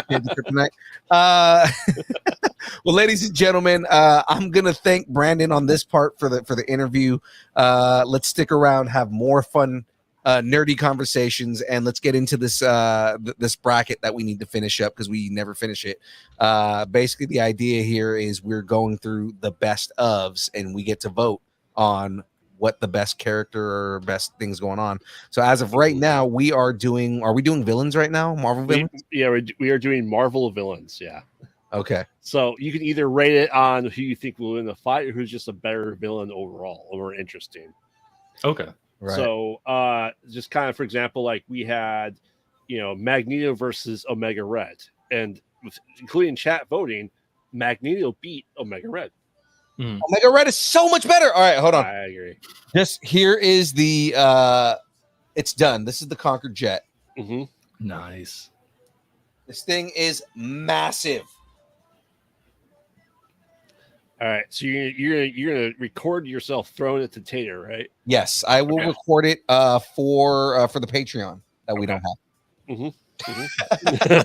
Table is that like 4 feet long? God, it's about that. It's about 4 feet long. Dang, it's big, man. This thing is I can't even like fit it on the table all the way. I have to sit it at an angle just to get it there. But while you're starting it up, I'm gonna go grab the next kit. So go ahead. Okay. So first up, we have Fabian Cortez versus Mr. Sinister. Hold on. I know Mr. Sinister. Let me just make sure I'm remembering right. Fabian Cortez, he was kind of like the leader that was healing Magneto on Asteroid M. Fabian is Omega level. He's probably not going to win this just because I guarantee not enough people know who he is. Also, agree. Sinister is a badass dude to be going up against. I was about to say for my voting, it probably would go to like most iconic or like in terms of seeing a villain and what they've done, it probably would go to Mr. Sinister. So I can't vote on power. I can't vote on power, but I can vote on iconicism sort of thing. Mm-hmm. Yeah, I anyone that knows when we did the Examining X-Men 97 when that came out earlier this year, my love of Mr. Sinister. I think he is the most badass character in the world. So, well, I mean, me and my buddy, I'd mentioned we did a podcast, the Store Brand Comics one we used to do. We did 2+ years of us redoing Marvel Comics. Like, what if Marvel Comics started from scratch? We did 2 years, like maybe 50+ episodes of us making a 2-year, like, here's the plan for each 2 years. Mr. Sinister was a big part in year 2. Mm-hmm. So I'm biased there because I see the story potential for Mr. Sinister. But. Simba. Oh man. Nice. Yeah, I mean, we have Phil's going to fill me in later. We pitched an idea of the next story for Apocalypse. Yes. It's more so the only update on it is the Iriartes are 100% on board and they want to have a meeting so we can kind of like pin down story details. Yeah, because it's for anyone who doesn't know, what if Apocalypse with his Kree technology is able to capture the Phoenix Force and use it? Oh. I like that. We made I'm surprised there hasn't been like a what if comic dealing with that. We're putting down like who the team that would have to be that would have to go against him. It's going to be a lot of villains across the world. Yeah. There's one specific character that I kind of like pitched towards him about. Okay, here's a character that would need to be involved, but that character ends up becoming one of his horsemen, and he was like, "I love it. We need it." Mm-hmm. Yeah, we would ruin the Marvel world with this story. People are gonna hurt. It's gonna be painful. It is, but it's the next logical step, quite honestly. And I think even where it ends too. Yeah, because it leads to where they were saying that they want to move the story to. So, especially with the end of Krakoa, like it makes so much sense. Yeah. All right. So, right now, I think Phil, you're voting Sinister, right? I think ultimately I go with Sinister. As much as I love Fabian, I think Sinister makes the most sense. The Wrecking Crew versus the Sinister Six. Ooh. All right. Yep. I got the chat, Phil. Don't worry. Okay. No, I'm just looking. Who do you think I am, James? Come on. There's somebody. Jeff is saying Taco Bell Bear wins that fight. Have you not been around enough to hear the story about Taco Bell Bear? No. Oh God, I'm about to make Sandra snort right now. All right. So we were driving up to Carson City, and she tells a story, or it might have been Jeff tells a story about a bear that a dude found on the side of the road and felt like it needed some food. So he got it some Taco Bell. And I ensued with what happens to the bear when he goes back out to the woods. Number one, does a bear shit in the woods? Absolutely, after it eats Taco Bell. But like, yeah, I had this whole idea that back from and snort. And I have this idea that the mama bear, once the baby bear finds the mama bear, number one, the mama bear is for some reason Julie Andrews. Okay. And she's just like, baby, where have you been? And then all of a sudden, baby bear, for some reason, is fucking Morty. So it's just, I don't know, mom, I'm just, it's getting everywhere. I'm just fucking shitting myself. I don't know what's happening right now. And it just was 20 minutes of me coming up with a conversation between Julie Andrews and fucking Morty about not shitting yourself. I mean, that's fair. when you first had mentioned Taco Bear, I thought it was going to go down a real life thing of Cocaine Bear, but dealing with Taco Bell. I mean, And a bear dying from Taco Bell or something. Well, I mean, it wouldn't be Cocaine Bear that'd go after Taco Bell. It'd be Marijuana Bear that would go after it. So it'd have to be like Marijuana Marsupial. And just raiding a Taco Bell at 2 a.m. The specific marijuana marsupial is going to be a platypus. There you go. Yeah. But the thing is that the venom from the platypus counteracts the Taco Bell shits. Oh, okay. All right. So Mr. Sinister moves on. Phil, do you want to take care of that spammer there on Twitch? We got a spammer? Yeah. We do. Cheap views. Cheap views. All right. So next up, we have Cassandra Nova versus Bastion. Oh, it's not going to let me ban them right now. Really? It's only giving me a option to star it. Oh. On Twitch? Well, no, on here I've got to actually go on Twitch to do it. Okay. Yeah, you do.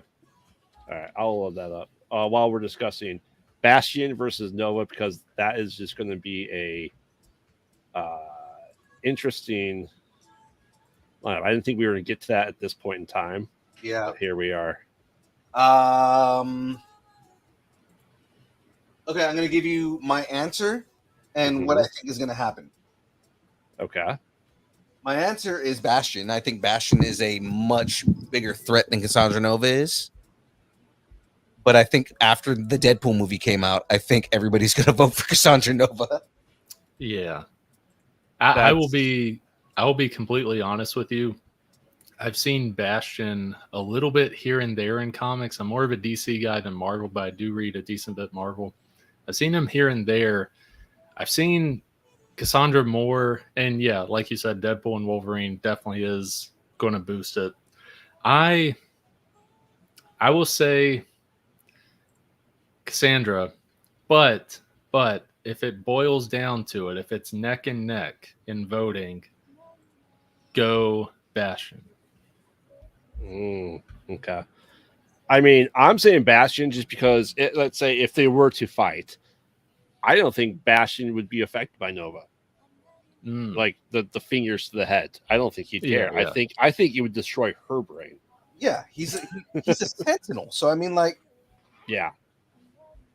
Yeah, because that's what he wants to do. He wants to replicate. So if someone gives an access into his brain, he creates that pathway to theirs, he's taking it. He's a sentinel on steroids, basically. Yeah. That's yeah. true. So Phil, what do you think? Oh, I said Bastion. Bastion? All right. I go Bastion. I think that Bastion easily wins the fight. Mm-hmm. So I don't see I don't have the Twitch chat, but based on YouTube, it's 3-3 right now. But are you saying Nova then? I say Nova, but if it's in the middle, I say Bastion. Or like if it's in the middle, discount mine, Bastion wins, sort of thing. Okay. Yeah, because right now it's 3-3. Yeah. 3-3 without his? Yes. Mm-hmm. So you say you're going Bastion then? I think I'll go Bastion. Yeah, Okay. if it's in the middle. It is. Yes. I said I agree. People are going to say Nova just because of Deadpool Wolverine, because that's true. But let's face it, anyone who hasn't seen that movie, she's not as big a threat as Bastion is. Yeah, I mean, she's Xavier's fucking womb twin that got eaten by Xavier in the womb. So I mean, like, it's what's the word for it? I don't remember. Oh. I know there's actual medical term. Yeah. Mumai or something like that. I remember. Yeah. All right, so Bastion moves on. So next up we have the Blob versus William Stryker. Okay, and we established that this is with all of William Stryker's resources, right? Yep. So all of his resources. So fucking Stryker wins. Yeah. I was gonna say if he has all his resources, that's Stryker. Yeah. That one should be obvious. Although Blob is pretty much Invulnerable. Invulnerable. Yeah. But again, William Stryker with all his resources, not just simply person, Man. Not just like a regular ass dude with a gun, right? I mean, like, yeah. Because William Stryker by himself is just a regular ass dude with a gun. Yeah. Mm-hmm. Yeah, I'm saying Stryker as well. Yeah. I feel like William Stryker with all of his resources and every like military resource that he has, he could easily take out the Blob. The Blob's invulnerable, but he's kind of dumb. He is, but he imagined him in the Weapon X program. Oh my God, William Stryker incapacitating the Blob and making him stronger. Mm-hmm. Oh yeah, it's a massive problem. Every time I think of the Blob, I've read a ton of X-Men with Blob in it, but every time I think of it, there's one line, one scene that I always circle back to. It's X-Men Origins, where Wolverine says, "Hey, Bub," and Bob's like, "Did you just call me Blob?" That's what I always think of with Blob. It's such a stupid line, though. It really is stupid. It's so stupid. It is, and considering that's the name he gave himself. Yeah. Like, Did you just call me a fat guy? I'm big boned. I mean, that's the thing, though. Remember, he now has the ability to stretch his skin as much as like Reed Richards. Yeah. So he can make himself skinny. Good if he wanted to. He enjoys, but see, the thing is, at the point where he's at now, he just enjoys the power. Mm-hmm. Except it's really funny. Do you remember when he got depowered in the comics? Yeah. He just had extra skin everywhere. It's just everywhere. He was just a mass of just like loose skin, and it was nasty and terrible. Yeah.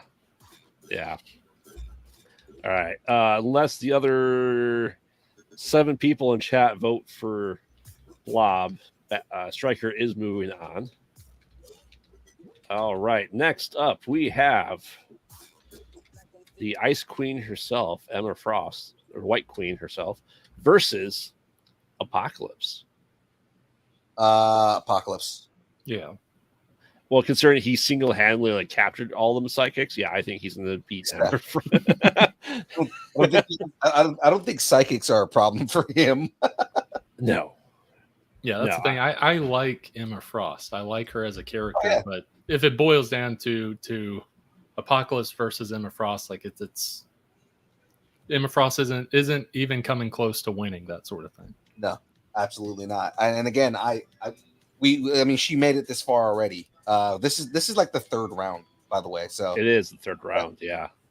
So like Emma Frost has made it this far already. I've made all my arguments as to why Emma Frost is like a supreme character and why, like, you know, as good as she is, but it's like, it's Apocalypse. Apocalypse is an Omega level mutant. Apocalypse is one of the biggest threats that not only the X-Men, but like Marvel has dealt with.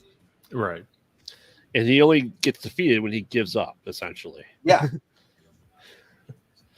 You know, it's like, he's like, I'm going to go conquer the world today.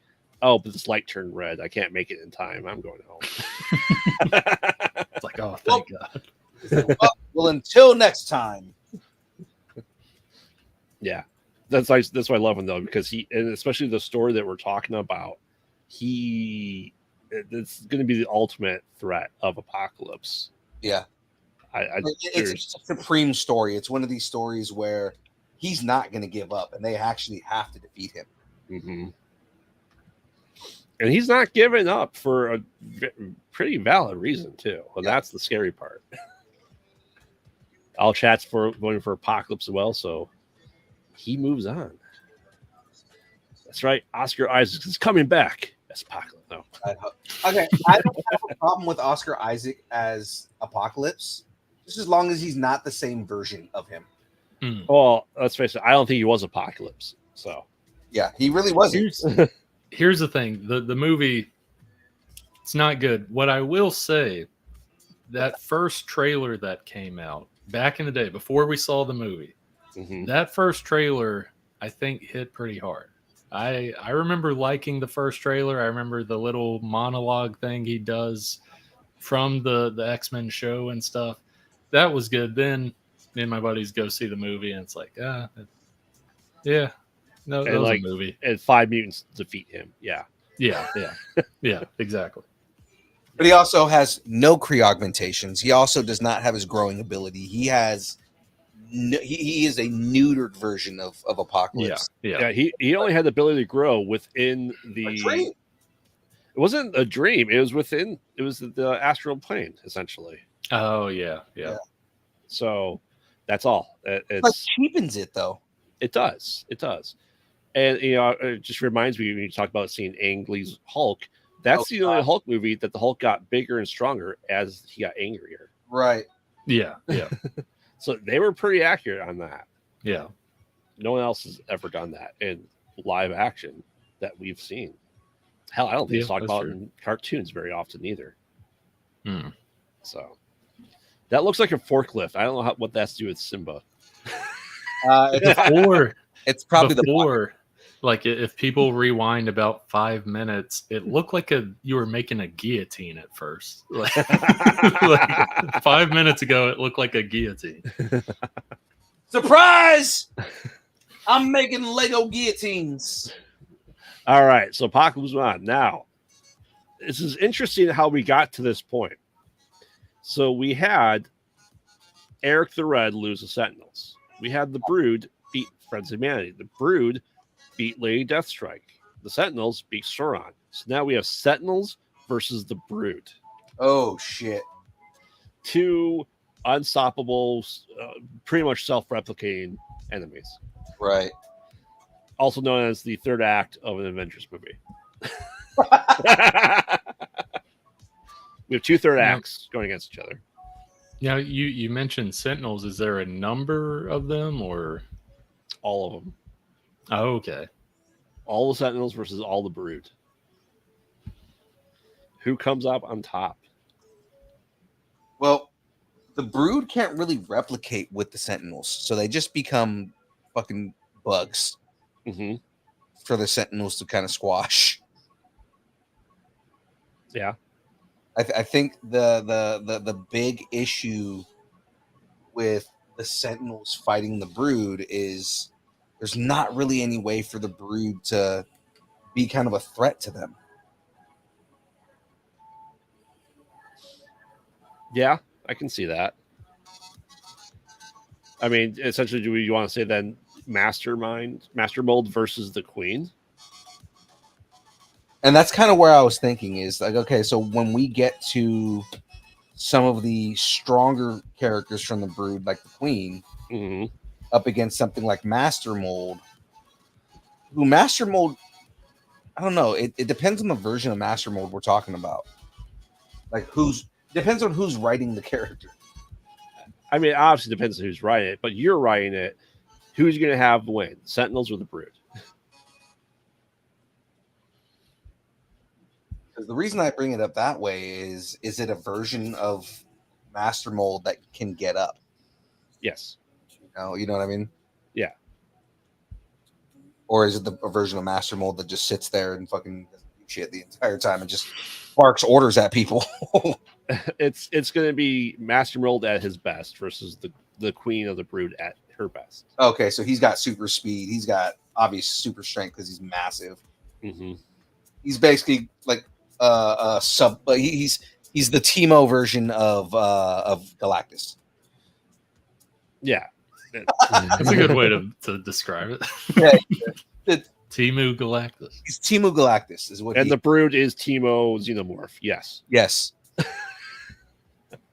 I think in the end, because we're going essentially a robot versus a alien that has a lot of strength, but also doesn't have an advantage when it comes to something like Master Mold. Mm-hmm. I think Master Mold would win the fight. Also, because I don't like one of the things with the Brood is when they're fighting on their own, they tend to swarm. Yeah. And even a massive amount of the Brood against something like Master Mold probably would just be like somebody swatting at flies. Oh, yeah. So I think that Master Mold, I think the Sentinels ultimately win this just based on their technology versus the abilities that the Brood have. Mm-hmm. Yeah. Yeah, it's going to be stupid bug, you go squish. Exactly.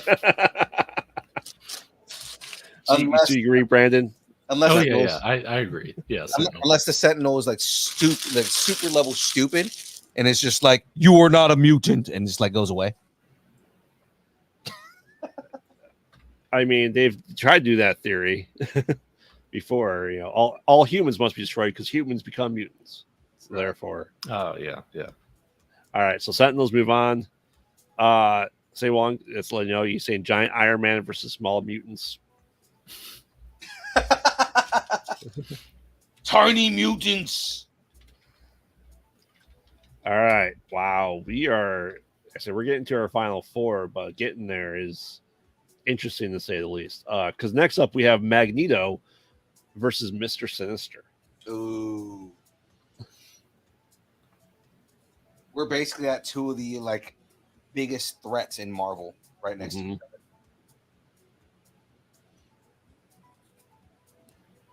Interesting. Gosh, now I'm almost thinking more of like story sense. Who's a better character? Oh, not entirely who's a better character, but what would be the best story that comes out of the fight, sort of thing. I mean, it's obviously going to be Magneto when he's leader of the X-Men. Yeah. like I Magneto's going to win, and also it is ultimately a tier list. But with this, do the characters die if they lose? We're just saying who do you think the ultimate Just Marvel villain is at the over end? the other? Okay, Yeah. I'll say Magneto. Yeah, I think ultimately Magneto's cunning wins him the fight. Yeah. But Sinister is cunning enough to make himself a mutant and get more powers. Yeah, there is that. Now the question is, do you have a Nazi like fucking Sinister? Because remember, it turns out that that Nathan is a former SS officer, mm-hmm. or a Holocaust survivor that is someone who is Magneto is fucking savage. Well, he has like the ultimate willpower with like he will stop at nothing, and adding those little aspects to Sinister, like he's definitely going to stop at nothing. Right. He's a character. He's a character who's been brought down to like nothing before. He's been defeated before, but like he will get back up and like stop at nothing, sort of thing. Yeah, and that's the reason I bring it up is because the minute Magneto knows he's fighting this shitty Nazi, he's gonna beat the living crap out of him. Oh yeah, I don't think he'd use his powers. I think he'd just enjoy punching the crap out of him. He would. I 100% agree with that. I feel like and also out of his character / ego sort of thing, Magneto, like once he has him down, that is how he's going to beat him. He's like, hey, no powers. I'm going to kill you just with my fists. I'm going to enjoy choking the Nazi life out of you. Yeah. Yeah. I don't know. Like I'm obviously a huge fan of Sinister. I love Magneto as well. I'm only Sinister, only going Sinister because, quite honestly, I think if he was prepared, if it was a fight, he would win because he would have the knowledge of what powers nullify Magneto's. I don't think it's ever been determined because it's really just been the optic blasts of, Cyclops that have damaged Sinister. And it really took, even in the X-Men 97, even that part, it really took the Phoenix and Jean Grey to really hurt Sinister to the point. Do I think Magneto's more powerful than Phoenix? Not really. Right. But I mean, ultimately, Magneto moves on just because we have more votes for him. And that's a hard matchup. It really is. Yeah. Oh yeah. It's like Nathaniel Essex is a very, again, smart, cunning guy. He's a cunning scientist. The dude can come up with a plan. Yeah. But I think that Magnus is just someone who outthinks his opponents in the majority of cases. Right. And I think what actually caused the fight would be the fact that Sinister would want to wipe out lesser mutants, and he would mark them. Yeah. Magneto would see the marks and lose it. Yeah, absolutely. Like, you got to remember, like, for all the evil things that Magneto is capable of, he's also capable of great good. Mm-hmm. And it's just kind of like, I think that when he is at his best, like, magnetic powers aside, the dude he's a beast, man. And it's kind of like, I feel like another thing I could see Magneto doing is Essex is going to imbue himself with some kind of power. Mm-hmm. And Magneto just crushes the machine as it's happening, and it fucks up whatever power is being transferred to him, and it just kind of turns him into some kind of weird beast thing. Not in a good way either. Right. I feel like Magneto would perfectly time ruining Nathaniel's plans and just make him weak. Yeah, I can see that. So I don't know if you want to start that bag because it's about time. Let's do one more here for this bracket. I'm separating a bag at this point, so I might as well just finish separating it.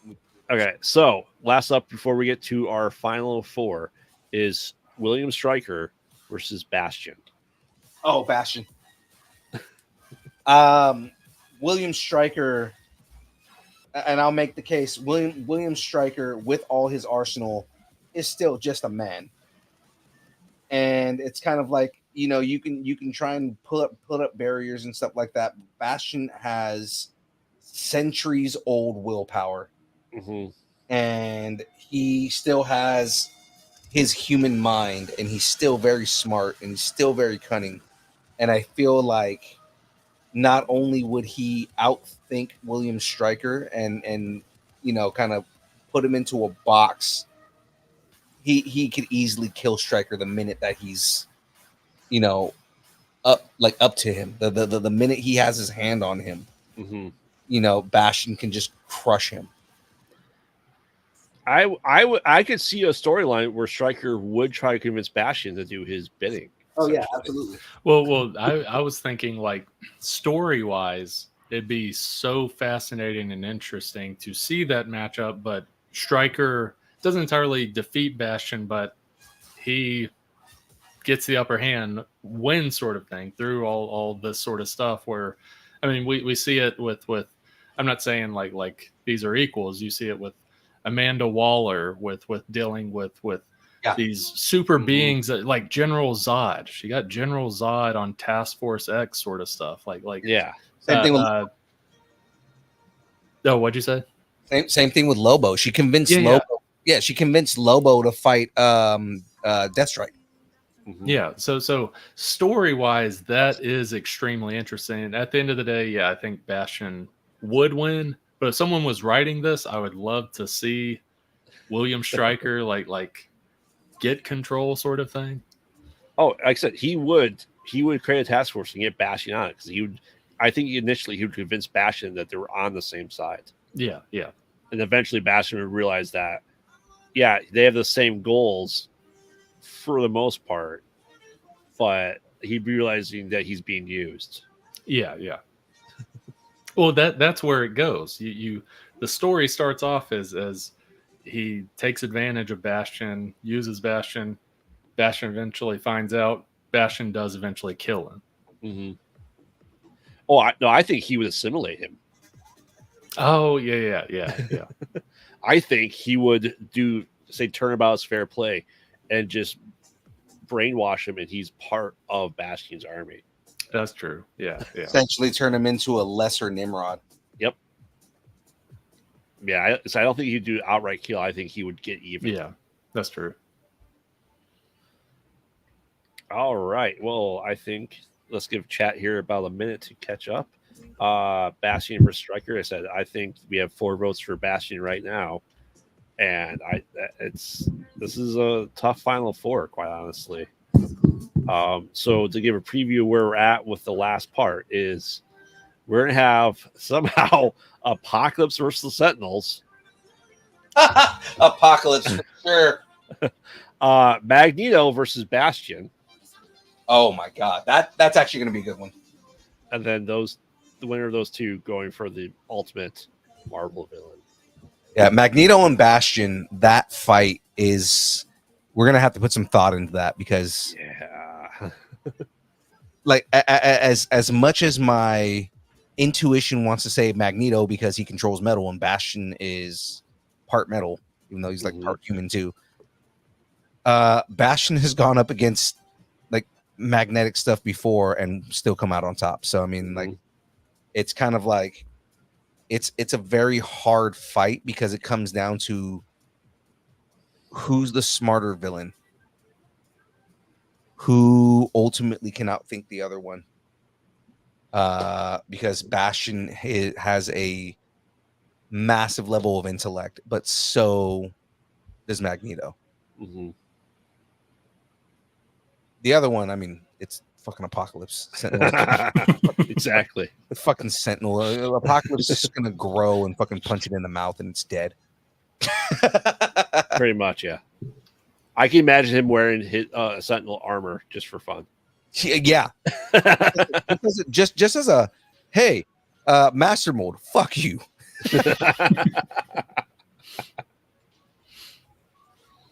Oh man. Everybody's already starting to vote on it. Oh no, that's from the earlier stuff. That's from the earlier stuff. Okay. Yeah. But yeah, I think we are. We're definitely up on time. So before we get going here, one more time, Brandon, give us all your pluggables, sir. Yeah. So, Dismay Comics, Facebook, Instagram, TikTok, YouTube. Dismay Comics for all those. I have a Kickstarter going right now for issues 1 through 3 of my Golden Age action dark comedy series called The Gallows Man. And The Gallows Man is Adam West Batman meets Inglourious Bastards. It's fun, Golden Age campiness, as well as Silver Age, because very Adam West feels to it, the campiness, the funness, all while there's like over the top cartoonish violence happening, like violence that jolts you in a Tarantino movie sort of thing. I highly recommend checking out the campaign. You can go through, there's a trailer, there's a very funny trailer. You can watch the trailer. You can go through, there's preview pages of issue 3, there's preview pages of issue 1. You get a good feel of how it is, and there's digital. You can get it digitally, you can get it physically. You can also get some of the other books, Tales from Town City, an anthology within the world of the Gallows Man. You can also add on my horror stuff, like Dismay Avenue 1 and 2. You can kind of see my horror side, some psychological horror, as well as a mix of some other horror, but just a mix of stuff. And every bit helps. There's a tier ranging from $1 to $199. There's original art. that is available for purchase. Original art bundles. Got Gallows Man and Newsboy sporting I Heart Town City shirts. You also got Gallows Man and Newsboy about to enact their brand of justice with a guillotine. And the art is done by the main cover artist, Thomas Tikas. He does phenomenal work. These are his pencils and inks. Comes with the preliminary sketches as well as a whole bunch of other stuff as well. A whole bunch of books with those bundles. But yeah, check out the Kickstarter. Help it in any way, backing it, help spread the message. Just thank you for everyone that has supported it thus far, and follow all my socials, Dismay Comics, and you can keep up to date with the Kickstarter as well as other stuff I have going on. A whole bunch of other projects. Most of them will hit in 2025. Awesome. Graveyard, tell everybody where they can find you, sir. Yes, I'm Graveyard, co-host of the Mostly Pod Out Night Mostly podcast. Mostly Pod. Night. Mostly. We have new releases every Wednesday. I'm just going to start airing them right when our show that we do on Wednesdays, Conversation in the Void, is done airing. So make sure to check that out. We have great guests. October is going to be a very busy month for us as we do a movie a day review. And then we're doing 2 to 3 Conversations in the Void a week as well for the month of October. So it's going to be chaotic at best. So follow us on all social media at Pod Out at Night. Make sure to follow me there too, because I'll be posting all the new Horror Dads production stuff that we are working on. The movie that I assistant directed and was part of, played the killer, got to kill the wife in it, is coming out next month to all streaming platforms. We will be doing a live event on our Found Footage Discord server as well in October. So make sure to follow that Discord server, Found Footage Discord. You talk to all the horror dads and everyone in the indie horror world that are there. And yeah, you'll see me here every Thursday doing the build, interviewing people. You'll see me harassing Phil every Monday in gaming chat. Oh, you didn't hear. No more gaming on Monday. That's official. It's official. Damn it. Okay. I'm taking overtime on Mondays, man. So and then possibly now might be taking overtime on Sundays. So 7 days a week. Fun. I know.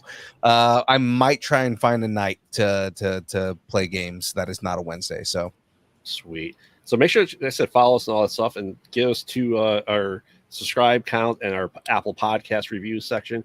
If we hit 200 reviews on Apple Podcast, I might be able to become a SAG writer. So yeah, yeah, check it out, and we'll check out 2025 for the new show. Hopefully, States Unknown being officially picked up. Awesome. And of course, ladies and gentlemen, you know me. I'm your boy, Young Phil, distance nerding all the places. Now, of course, if you want to connect with us, you can connect with us on Instagram, Facebook, Twitter. It's not X. I'm never going to call it X. It's always going to be Twitter. For the remainder of what it is, it's always going to be the bird tweet Twitter. What do you call them now? Are they called X's? Like, I'm gonna X you. Yeah, are they not tweets? You can't. It's not Twitter, so you can't call them tweets anymore, right? So whatever. Twitch, TikTok, Threads, YouTube, Discord, MySpace, Vine, GeoCities, Friendster, Second Life, AIM, Farmers Only, Christian Mingle, OnlyFans.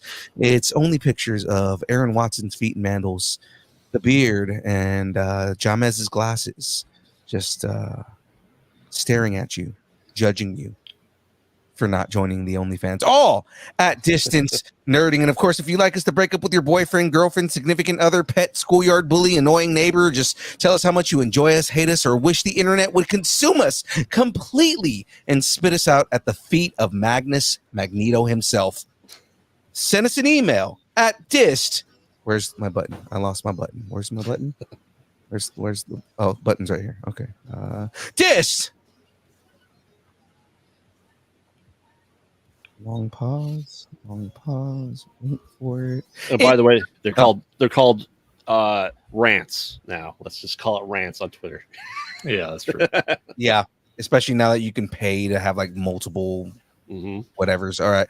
Insnerding at AOL.com. And we will read it on the show. Of course, ladies and gentlemen, if you would like to watch some fun things that we've done and you haven't checked it out yet, head over to Violet Films on YouTube and check out Deadpool versus John Wick, where I play Deadpool and fight John Wick and be quippy and funny the entire movie. We've gotten some pretty good reviews on it, so I'm just pushing that out there, guys. Watch it.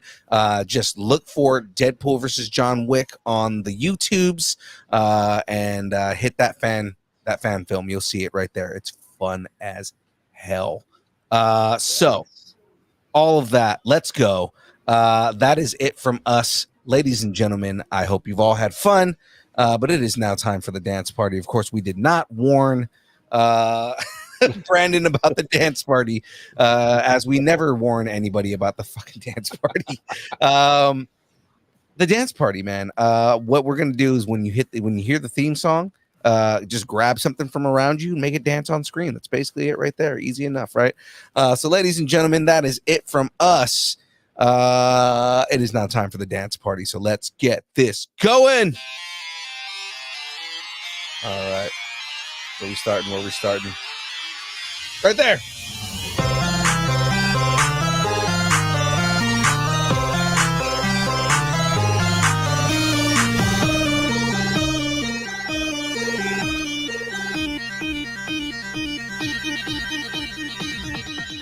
Distance nerding. It's summer.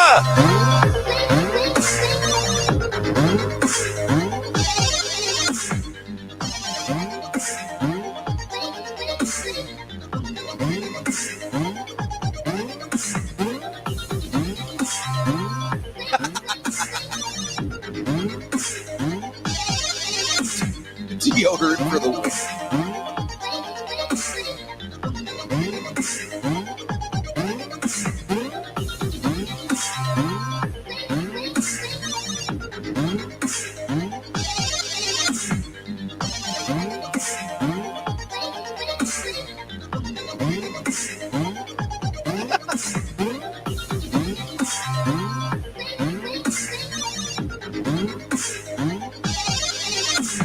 Sentinels.